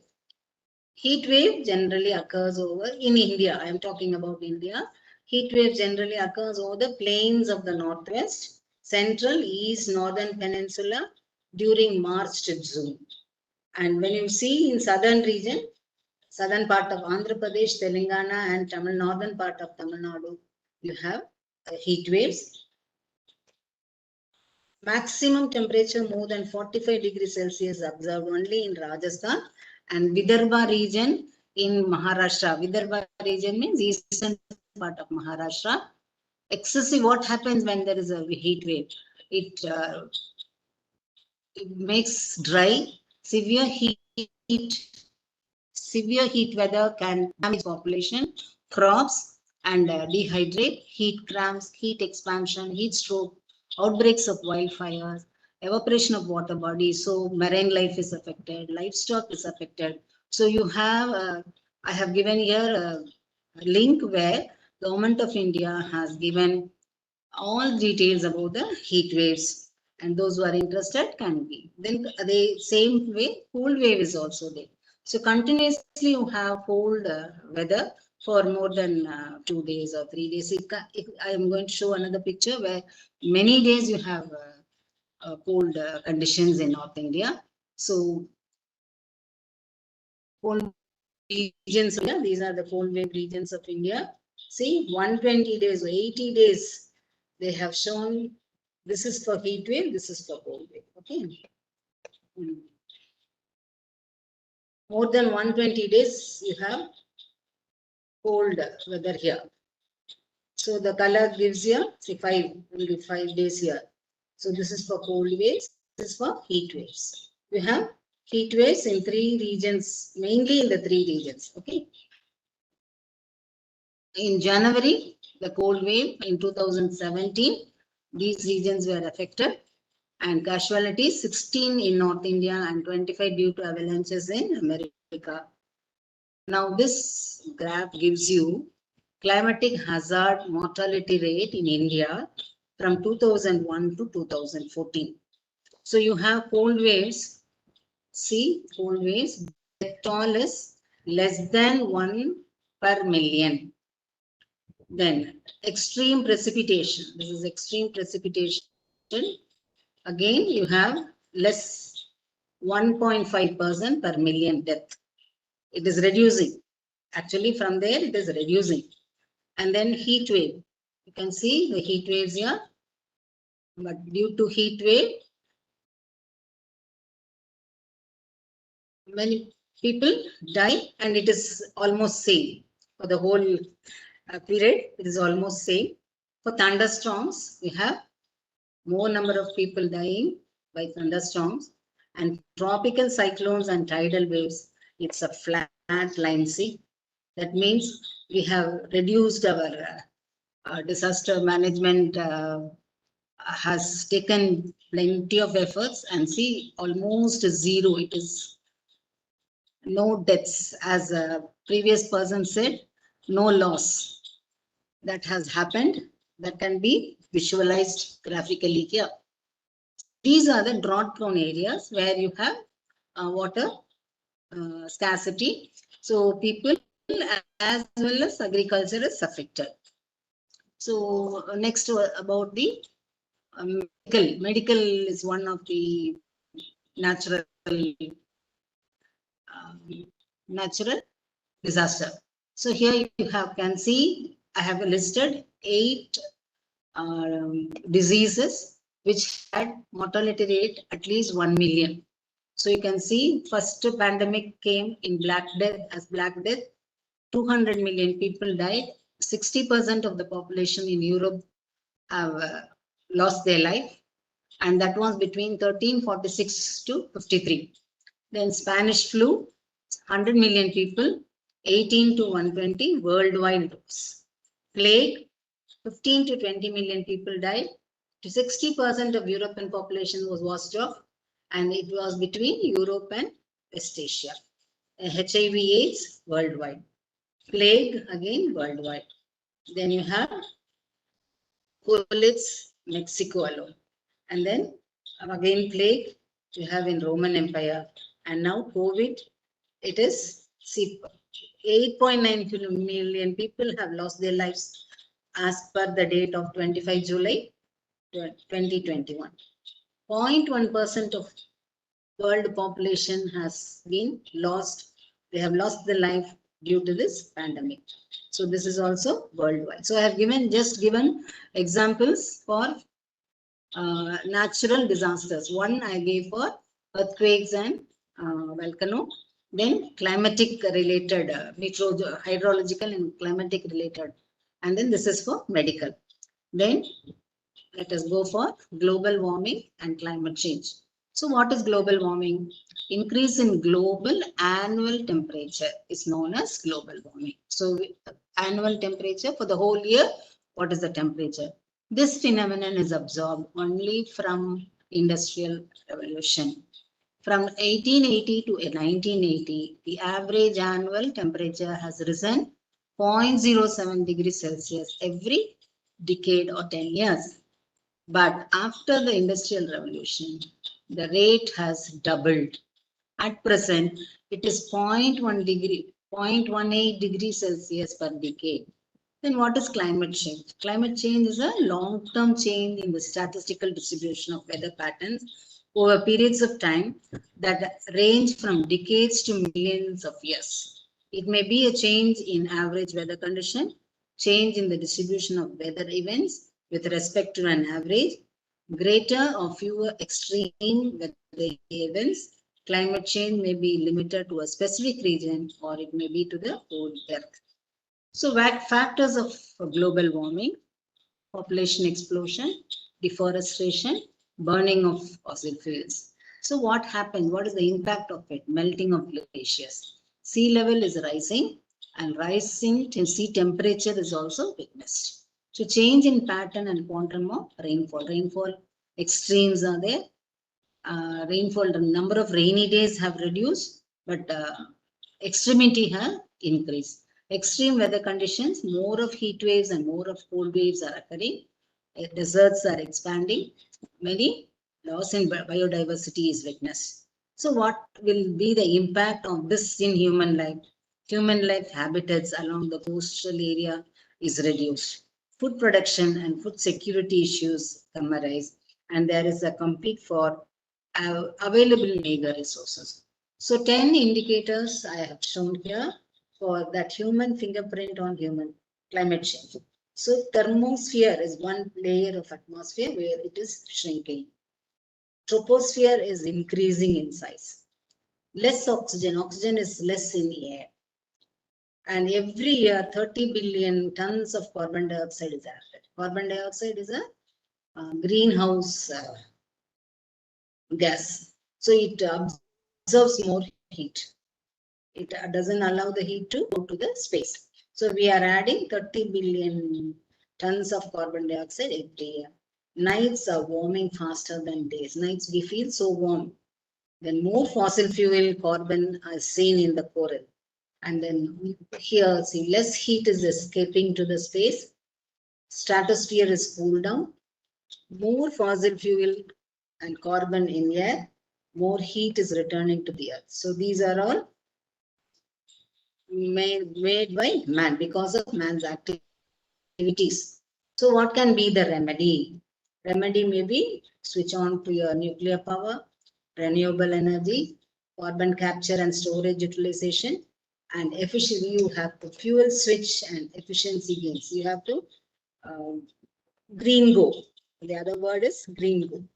So how are we adapting to the changes, and what can be the mitigation process? You have to change in land use. You have to relocate.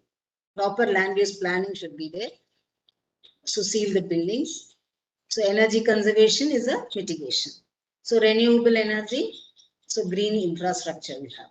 Sustainable transportation, water and energy conservation, and smart growth. These when you adapt all these, and we can mitigate all this, and we can reach with the smart growth. What are the things that individually we have to do? We should have, every person should have a commitment. The current climatic crisis requires people to demand political action from the government. No, we have to have self-commitment. We are all together working for the government. So you need self-participation. Every individual should have contribute to what can be done for the to fight against the climate change impacts. Then we need healthy habits.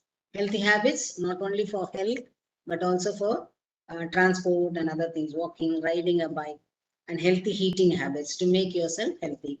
And then efficiency and innovation you need. Environmental awareness, society that love and respect nature. You have to love, respect nature and society. So what can be done for climate change? You have people one side, climate change one side, ecosystem one side. So how we are going to interact? All are interconnected. So what are the negative impacts? You have negative impacts. How these negative impacts can be made into positive? You can reforestation can be done. And then natural fire regime restoration. In forest area, we have to restore the fire affected regions. This wetland protection. This is protection and expansion of natural and semi-natural areas. So these will protect you from negative impacts. You can go for positive impacts. Likewise, here, people and ecosystem. When we see, you can see increase the land protection, expansion, and natural, semi-natural ones. Then here, increased connectivity you need, protect from fire, protect the wetlands, river restoration, and afforestation, and species translocation. This will become a positive. Eco-based, ecosystem-based means these four is a eco-based adaptation. So all positive from people only, negative impacts comes. So we have responsible to make it bring about the positive impacts. So let us know about ocean and climate. What is the relationship between ocean and climate? Ocean plays a large role in regulating climate, both at regional and global scale. Why? Because of its ability to store enormous heat, which is greater than the land. On day-to-day basis, ocean influence the weather. Yearly basis, they influence the seasonal variation. And on long-term basis, influence the sustainability of the earth. So let us see. These arrows are red color arrows are currents which are moving warm. They are moving on the surface of the ocean. It's not a current. This picture is called thermohaline circulation. And blue color is the cold water within the ocean. They move at the bottom. So there is a circulation within the ocean of the earth, well interconnected from Pacific to Atlantic to every ocean is interconnected. How warm ocean water is moving on the surface, cold ocean water is moving on the bottom. So how this actually starts? The warm water in this part, in the northern part, it sinks as it moves out to the north. It cools down. So cool water is dense. So it naturally descends the ocean bottom. And here the bottom where the water comes and you have a circulation around Antarctica also goes here. Here it is upwelling. The ocean water is upwelling and joins the stream. And likewise here the water is upwelling and joins the stream. So this whole system is said to be thermohaline circulation in ocean or conveyor belt in ocean. You can see the animation here, the animation of the above explained picture. The warm current moves and it takes very long time for the circulation to complete. So it takes very long time, 1,000 years to complete one. So this pattern of movement within the ocean has determined the climate of the Earth. So the studies have said that it's related. Studies have said the ice ages, during ice ages, the thermohaline circulation has been reduced, or it is related with the ice ages. When water is warmed up, when atmosphere is warmed up, what will happen? Here you won't get cool water, isn't it? You won't have ice here. The water will melt, and the influx of fresh water will reduce the sinking of the ocean water, deep ocean water. So if this is triggered, you can expect more of climate change in future. So this studies are still going on. They have not yet established, but there are opinions that not in near future, but definitely if we are affecting the global warming, will affect this thermohaline circulation, which will affect the climate of the Earth. So let us come to our topic: youth in disaster risk reduction. Disaster risk reduction is a systematic approach to identify, assess, reduce the risk of disaster. So we have come to the second level. We have studied disaster management. Now we are saying, yes, let us have a risk reduction. So it aims to reduce socio-economic vulnerabilities to disasters, as well as dealing with environment and other hazards that trigger them. So youth, let us define. UN defines 15 to 24 years as youth. In India, the national policy says 15 to 29 is youth. India is a young nation with 35% of its population in this age group as per 2011 census. India has the world's highest number of 10 to 24-year-old people, 242 million people.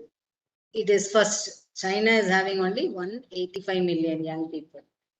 So this I have taken from the report, Youth in India, Central Statistical Office, 2017. The power of youth is a common wealth for the entire world. No segment in the society can match with the power, idealism, enthusiasm, courage of the young people. These words were said by Satyarthi, makes very good sense in disaster risk management also. This picture gives the population in pyramidal way, age-wise population in 2001 and 2011, age-wise population, male and female. So we have young bulge here.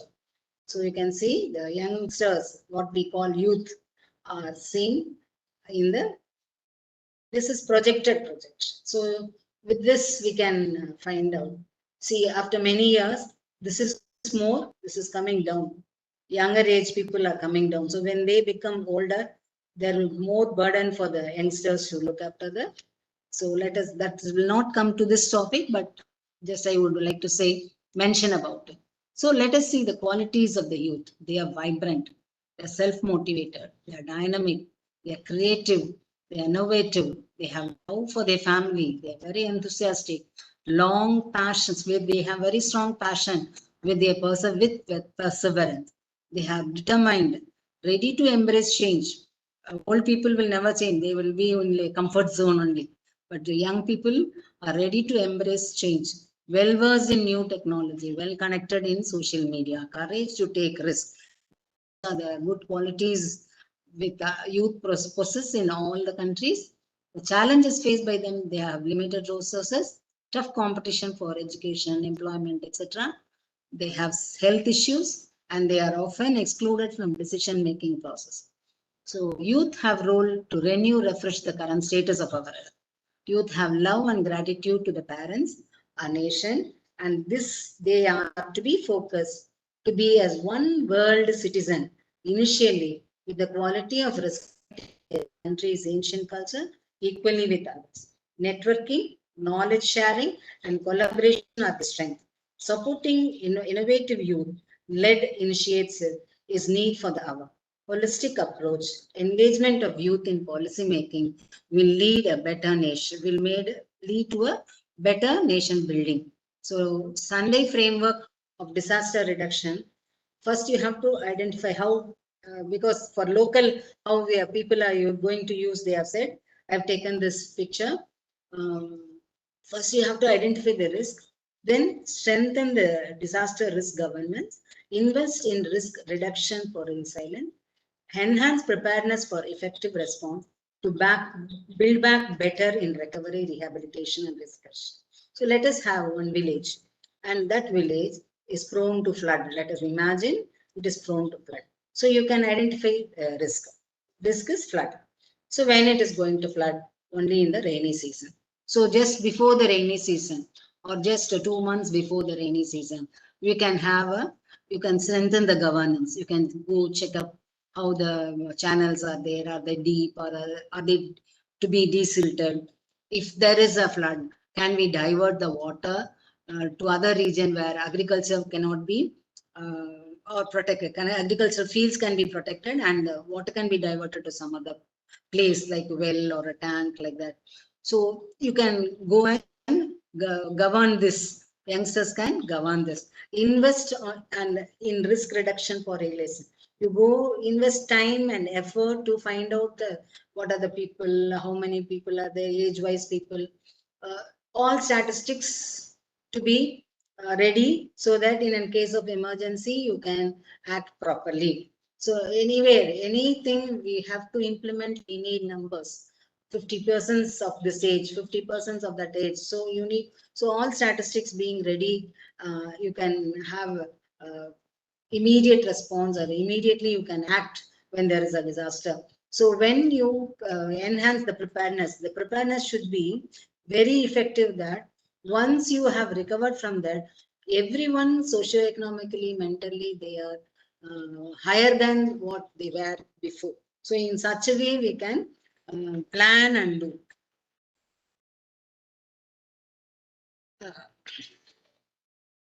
Hello?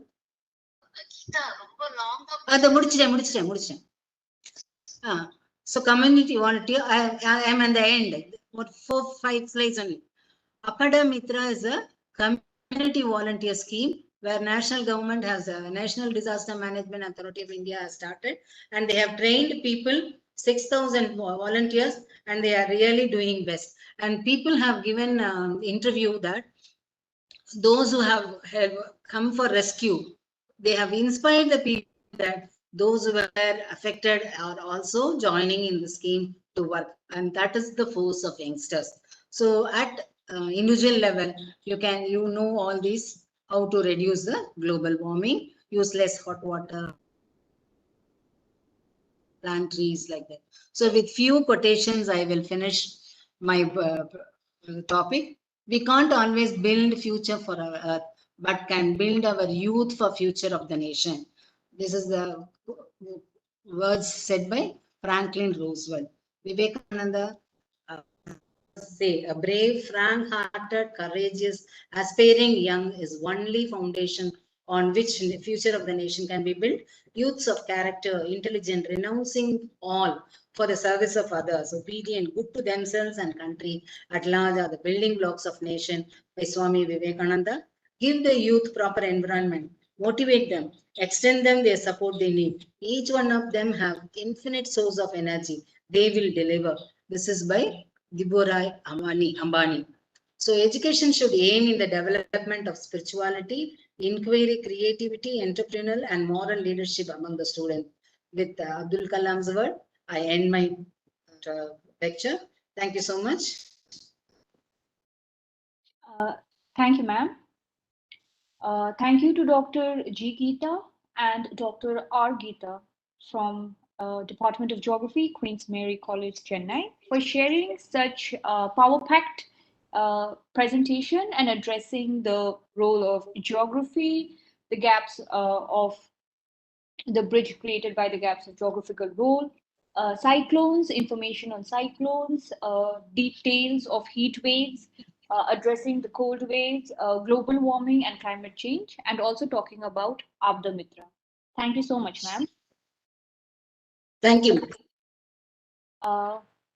We have already surpassed our time, so I will try for my presentation to be as quick as possible. So I'll be sharing my presentation.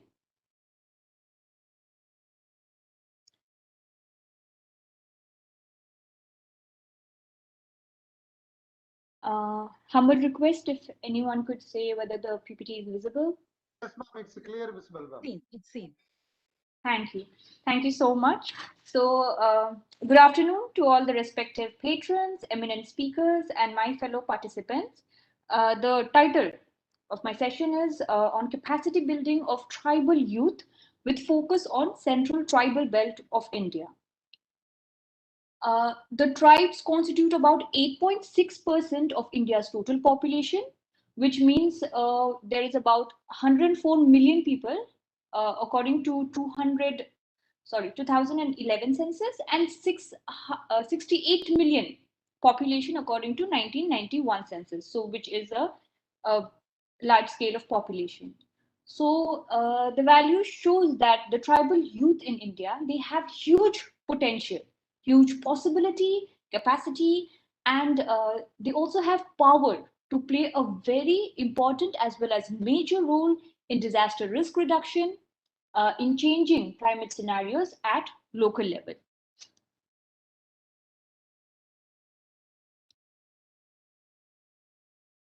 So whenever we talk about youth in India, we often find ourselves engaged and talking about the mainstreamed population. And there's always less focus about the youth located in the tribal belt. So how can a youth contribute, or what are the contributions or role that a youth can play, especially in tribal belt? So they can be young entrepreneurs. They can also be community mobilizers. They can be one of the key stakeholders of generating awareness, implementers, role model, youth icons. Youth also play a very important role in advocacy, also creating jobs and becoming self-employed. As well as, especially in tribal belt, the youth, they inherit skills and knowledge from their ancestors regarding conserving the biodiversity, the forest and ecosystem. They are now, the upcoming generation are also fighting against the taboos and the superstitions that lead to social stigma. And henceforth, comprehensively, all of these factors together are leading to a paradigm shift.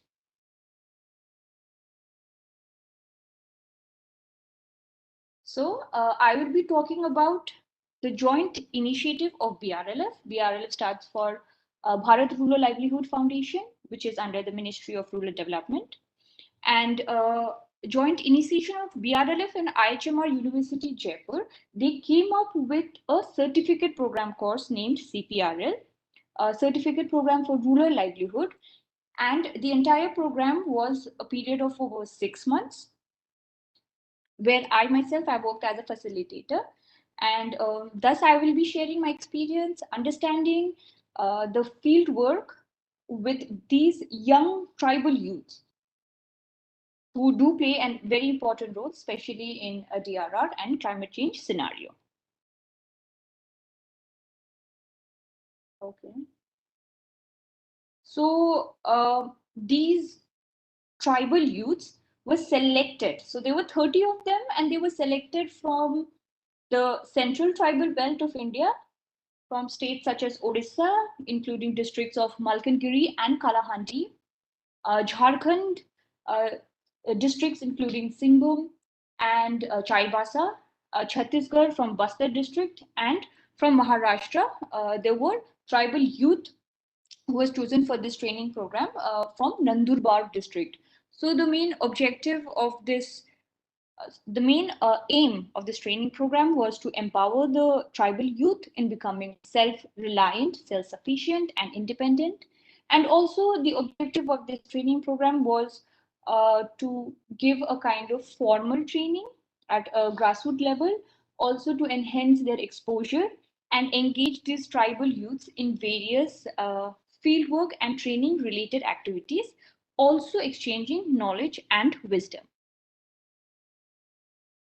Okay, so this is the road maps for the entire journey of 6 months, which we were traveling, and we were covering a total of about 7 states, including 13 districts, and we were engaging with 15 knowledge partners, or the NGOs, which were working in different districts for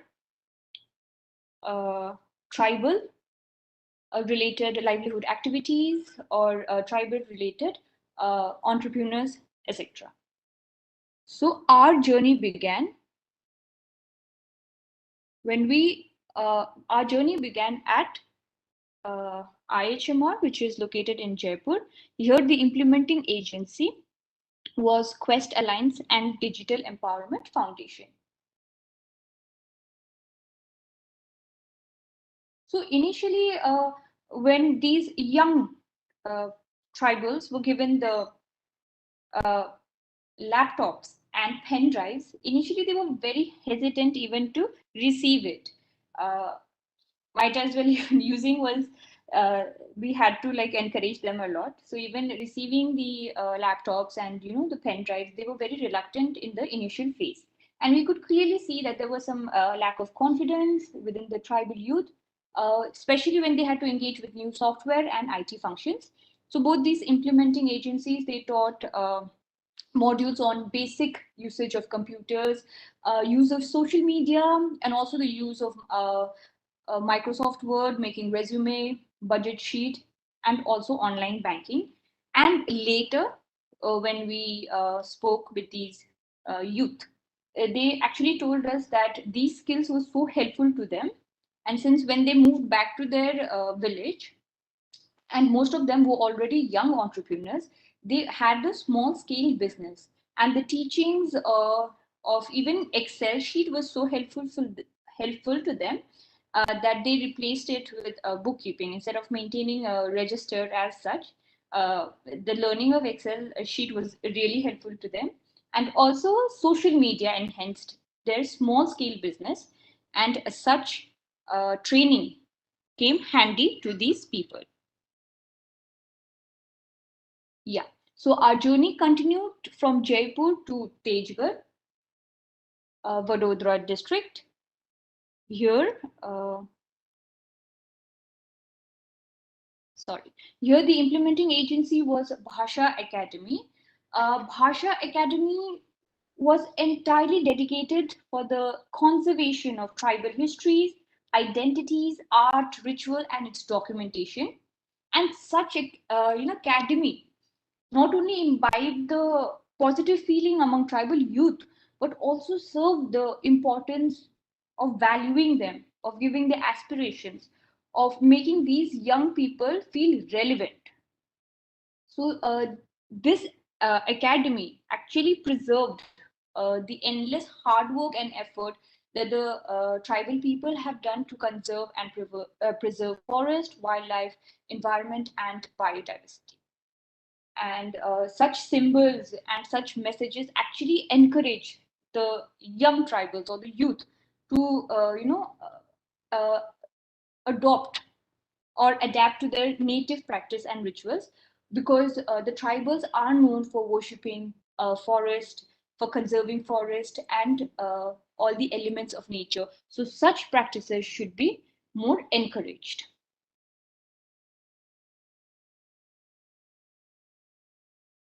Okay, and now our journey continued from Vadodara district to Bhuj, Kutch, Gujarat, where I'm extremely sorry.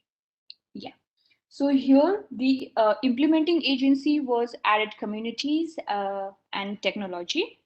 And here mostly to these young tribals, the importance of PRA activity, resource mapping, hazard mapping, youth project management, community mobilization, active participations were taught, as well as Bhuj itself faces many problems due to scarcity of rainfall or low rainfalls, and they often face issues of wells being dried up, and it is a drought prone area.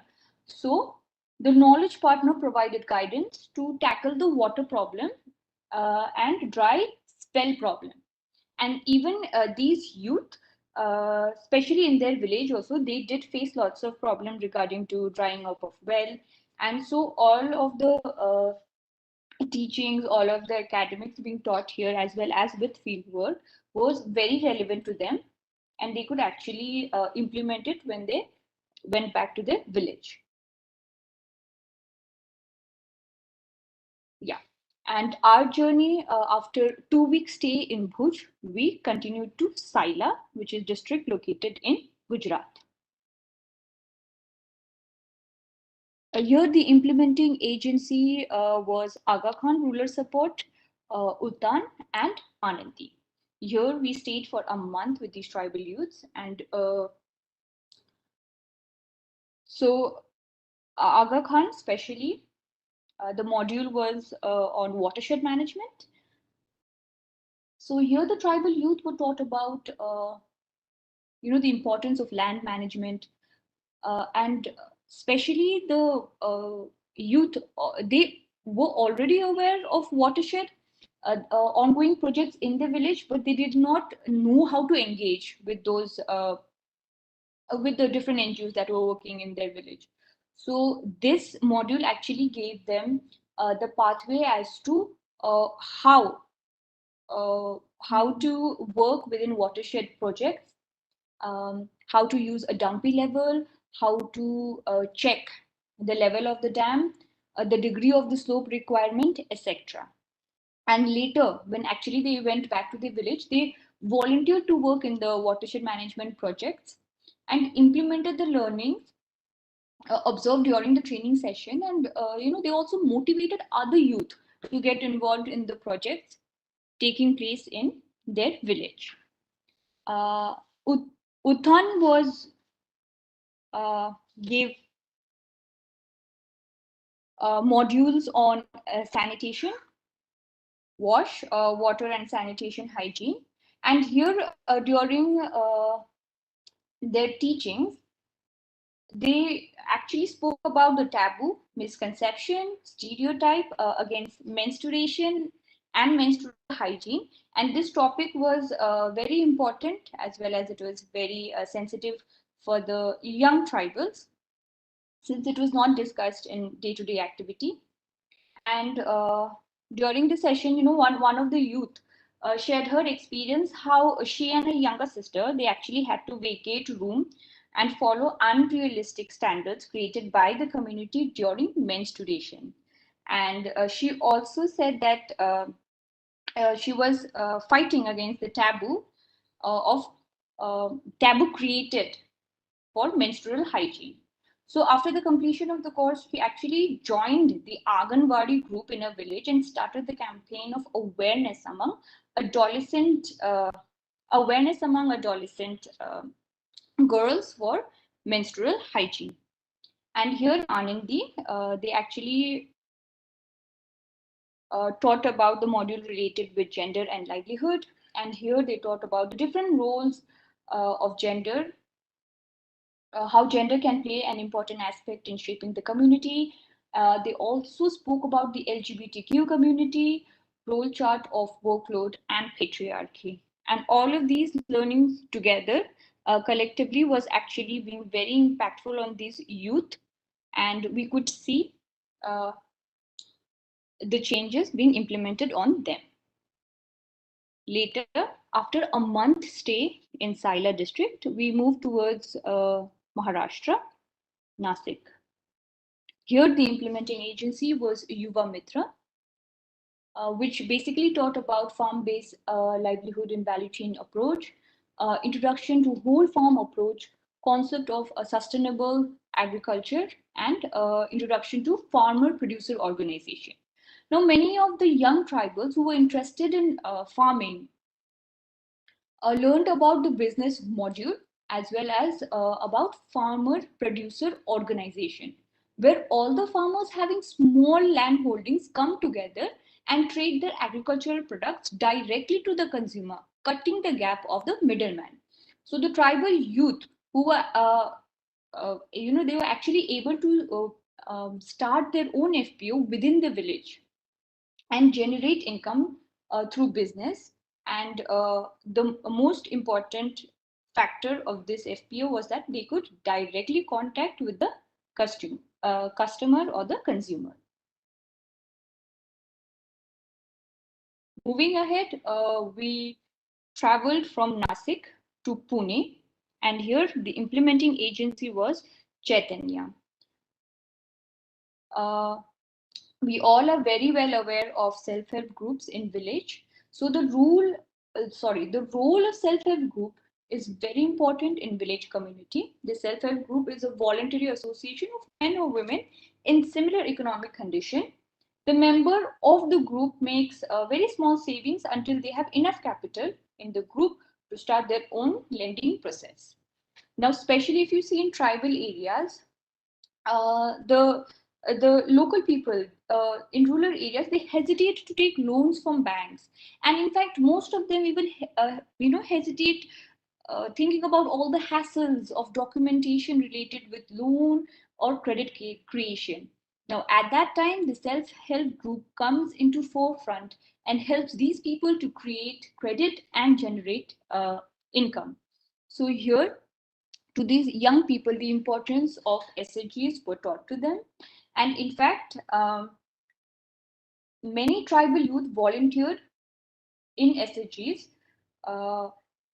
in their village, since most of the SHGs were stagnant, and also created jobs for themselves by taking loan with minimum rate of interest. In fact, one of the youth actually bought a sewing machine through the help of SHGs and was able to help her family financially. Now our journey continued from Nasik to Mendalekha. As you can see, Mendalekha is located in interior region, and it shares border with Andhra Pradesh and Maharashtra, and the entire district of Gadchiroli, especially the village of Mendalekha, is predominantly dominated by Gond tribes. So here the tribal youths were able to learn about the role of youth in advocacy. Especially if we talk about Mendalekha, the tribe in Mendalekha, they fought against crime, injustice, illegal activities. And after a very prolonged fight against the government, they were actually granted Forest Right Act, where the villagers had access to the forest, rights over the forest, and they also conserved and preserved the forest as well. So modules such as Panchayat extension of scheduled areas, learning of Swaraj village, self-rule, community mobilization and people institution, these modules were taught here. And even the youth involved in Mendalekha, in this village, they actually came up with a very innovative slogan such as, we have a government in Delhi and Mumbai, but in our village, we ourselves are the government. So involvement of youth in advocacy is also very important, because they actually come up with these innovative slogans and jargons which push forward the protest or the agitation facing in the community area. And here, the young tribal youths were able to learn about the importance of unity and affirmity against war and injustice from this small village. Moving ahead, our journey continued towards Sirkakulam from Mendalekha, and here the implementing agency was Vasan. Here the module taught to the tribal youth were regarding backyard poultry, also goatery, fishery, and duckery. Since we all are aware of village lifestyle, the village lifestyle comprises of cows, poultry farming, goats, etc. Here, the tribal youth were able to understand the importance of vaccination of the domestic animals, and many of the tribal youth, when they returned back to their home or village, like they actually not only vaccinated the domestic animals, but they also started insuring the animals. Since many of the tribal youth had already lost their domestic animals during major disasters. So the importance of insurance came in handy to them during this session. We started our journey to Ranchi, and we traveled to Jharkhand state. Here, the implementing agency was Udyogini. So here, especially with training module, the youth were engaged in rural community enterprise module in value chain approach, social entrepreneurs, business module of luck. And actually in this village, the local people, they actually started with the cultivation of luck and were able to create their own business module, which was sustainable. And here, the whole business was so sustainable. In fact, those villagers who had migrated from their village and had moved to some other district actually came back because the business was so much powerful, and the local village had the control over resources, control over the profits, and they actually started with social entrepreneurship and business model of luck. And the villages also came up with a local jargon from La se Lak Tak, which means from La, which is found here in the Jharkhand area. From that element, they were able to actually generate income in lakhs. Now, moving ahead, we traveled from Ranchi, and our next destination was in Bihar. Here, the implementing agency was Pran in Bodh Gaya. So by the time we reached Gaya, the tribal youth had already gained much confidence in them. Even in initial phase, they were very reluctant, to travel or to speak the mind. And now, actually, these youth were taking care of the entire logistics, and they were very sharp and they were very confident while it came to sharing their opinions, and they had actively participated in the session. Here, the implementing agency actually taught about the use of non-pesticides management in agricultural approach and the use of organic manure and household remedy in cultivation. The tribal youth were able to take the key takeaways back home and implement it in their day-to-day life. The youth engaged in farming using organic manure and household remedy for cultivation, and thus which reducing the dependency on toxic pesticides and also shifting to cost-effective use of homemade remedy. And lastly, we traveled to Uttar Pradesh in Faizabad, and the implementing agency was Pani.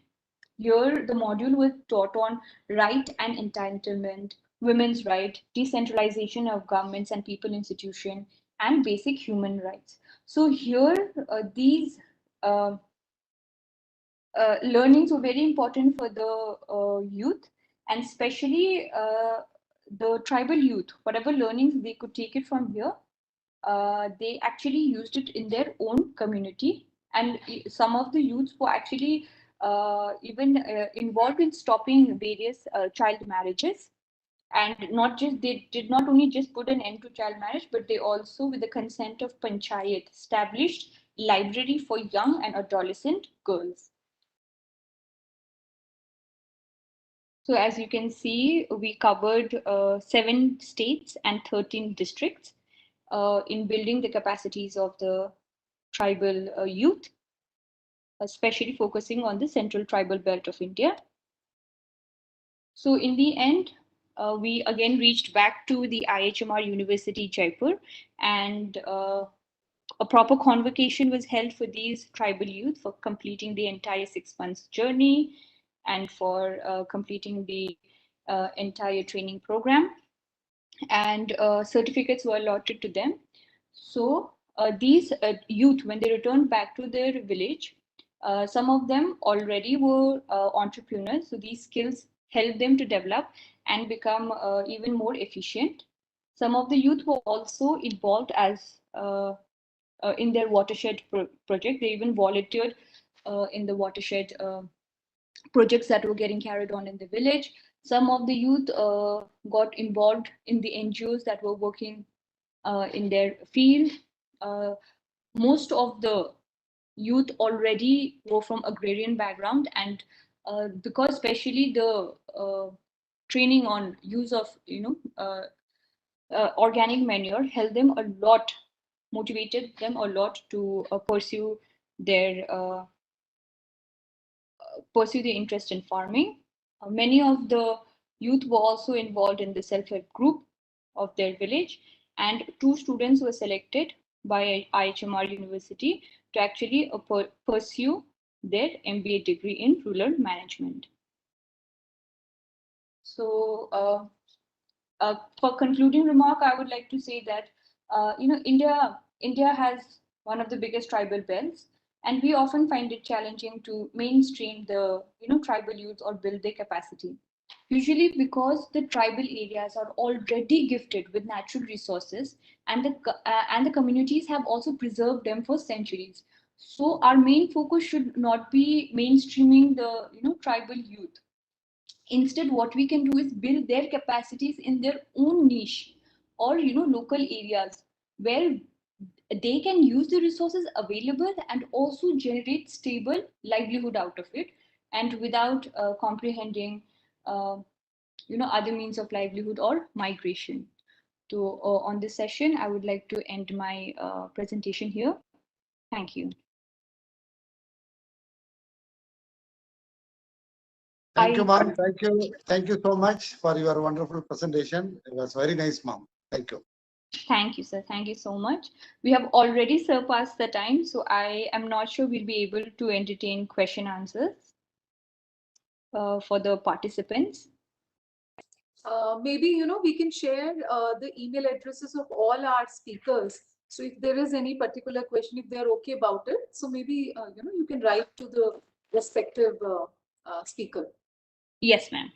Yeah, so we request, yeah. Yes, ma'am. We request the participants, if they have any questions, any queries, or any kind of feedback, recommendations, they can always mail it to us or to the esteemed speakers of the session. So we have come to the end. Yes, ma'am. Is there any question raised by the student in the question and answer box, ma'am?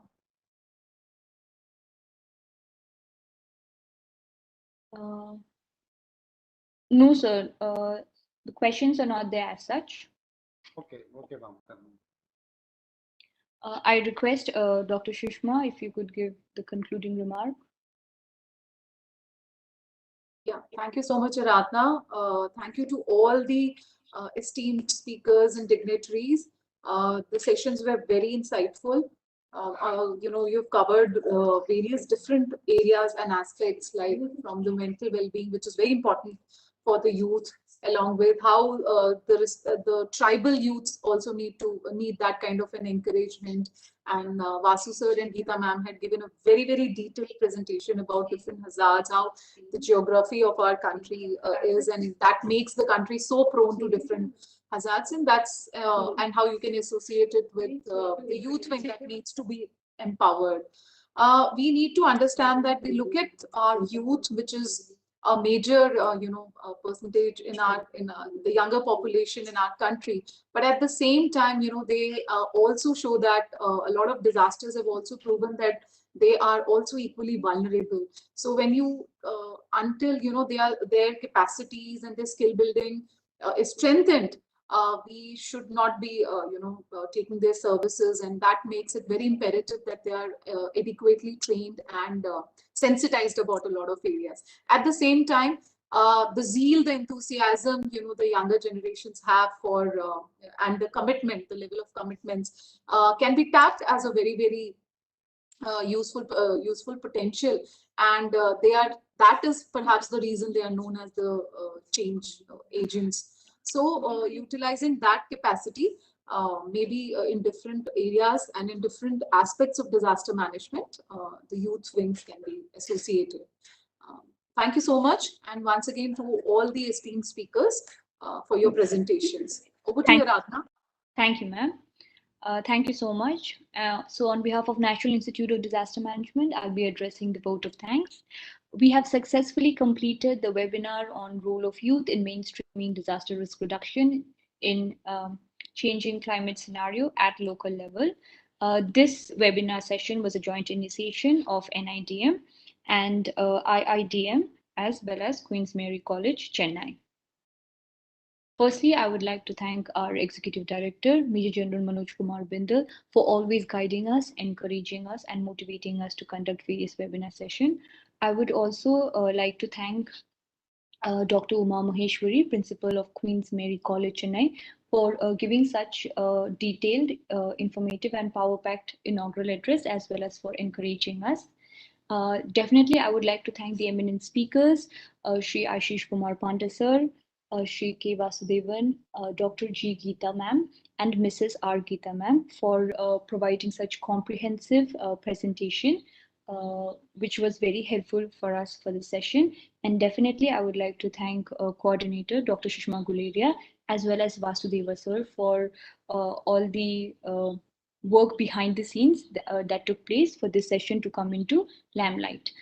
Now, I just have two instructions for the participants. Firstly, the feedback form of this session will be available at our portal. Please visit www.nidm.gov.in. The feedback form will not be available immediately. It will be available at the portal after 24 hours completion of this webinar session. So we request the participants to visit the portal tomorrow and the feedback form will be available. And whosoever will be able to fill the feedback form, the e-certificate will be generated automatically. Again, many participants who are not receiving the feedback form, it is well understood either the percentage value of 80% is it's not being fulfilled, or either they have directly joined through the WebEx link, which is it's not so participants are supposed to enroll through the NIDM portal. So stay safe, stay healthy. As Ashish sir said, stay away from fake news and stop the spread of fake news, and especially during this pandemic. So on this note, I would like to end the session here. Thank you all once again. Bye-bye. Thank you, ma'am. Thank you so much. From IIDM, Bye, I convey my sir. Bye, sincere Geeta thanks ma'am. to Both the NIDM. Geeta ma'am. Thank you so much. Even Thank you, ma'am. Principal ma'am. Please Thank you convey so our much. thanks to Geeta, to Principal ma'am also, Uma ma'am also. Thank you all for joining us. Have a good day, everyone. Bye. Bye. Thank you so much. Thank you so much. Wish you the same. Thank you, ma'am.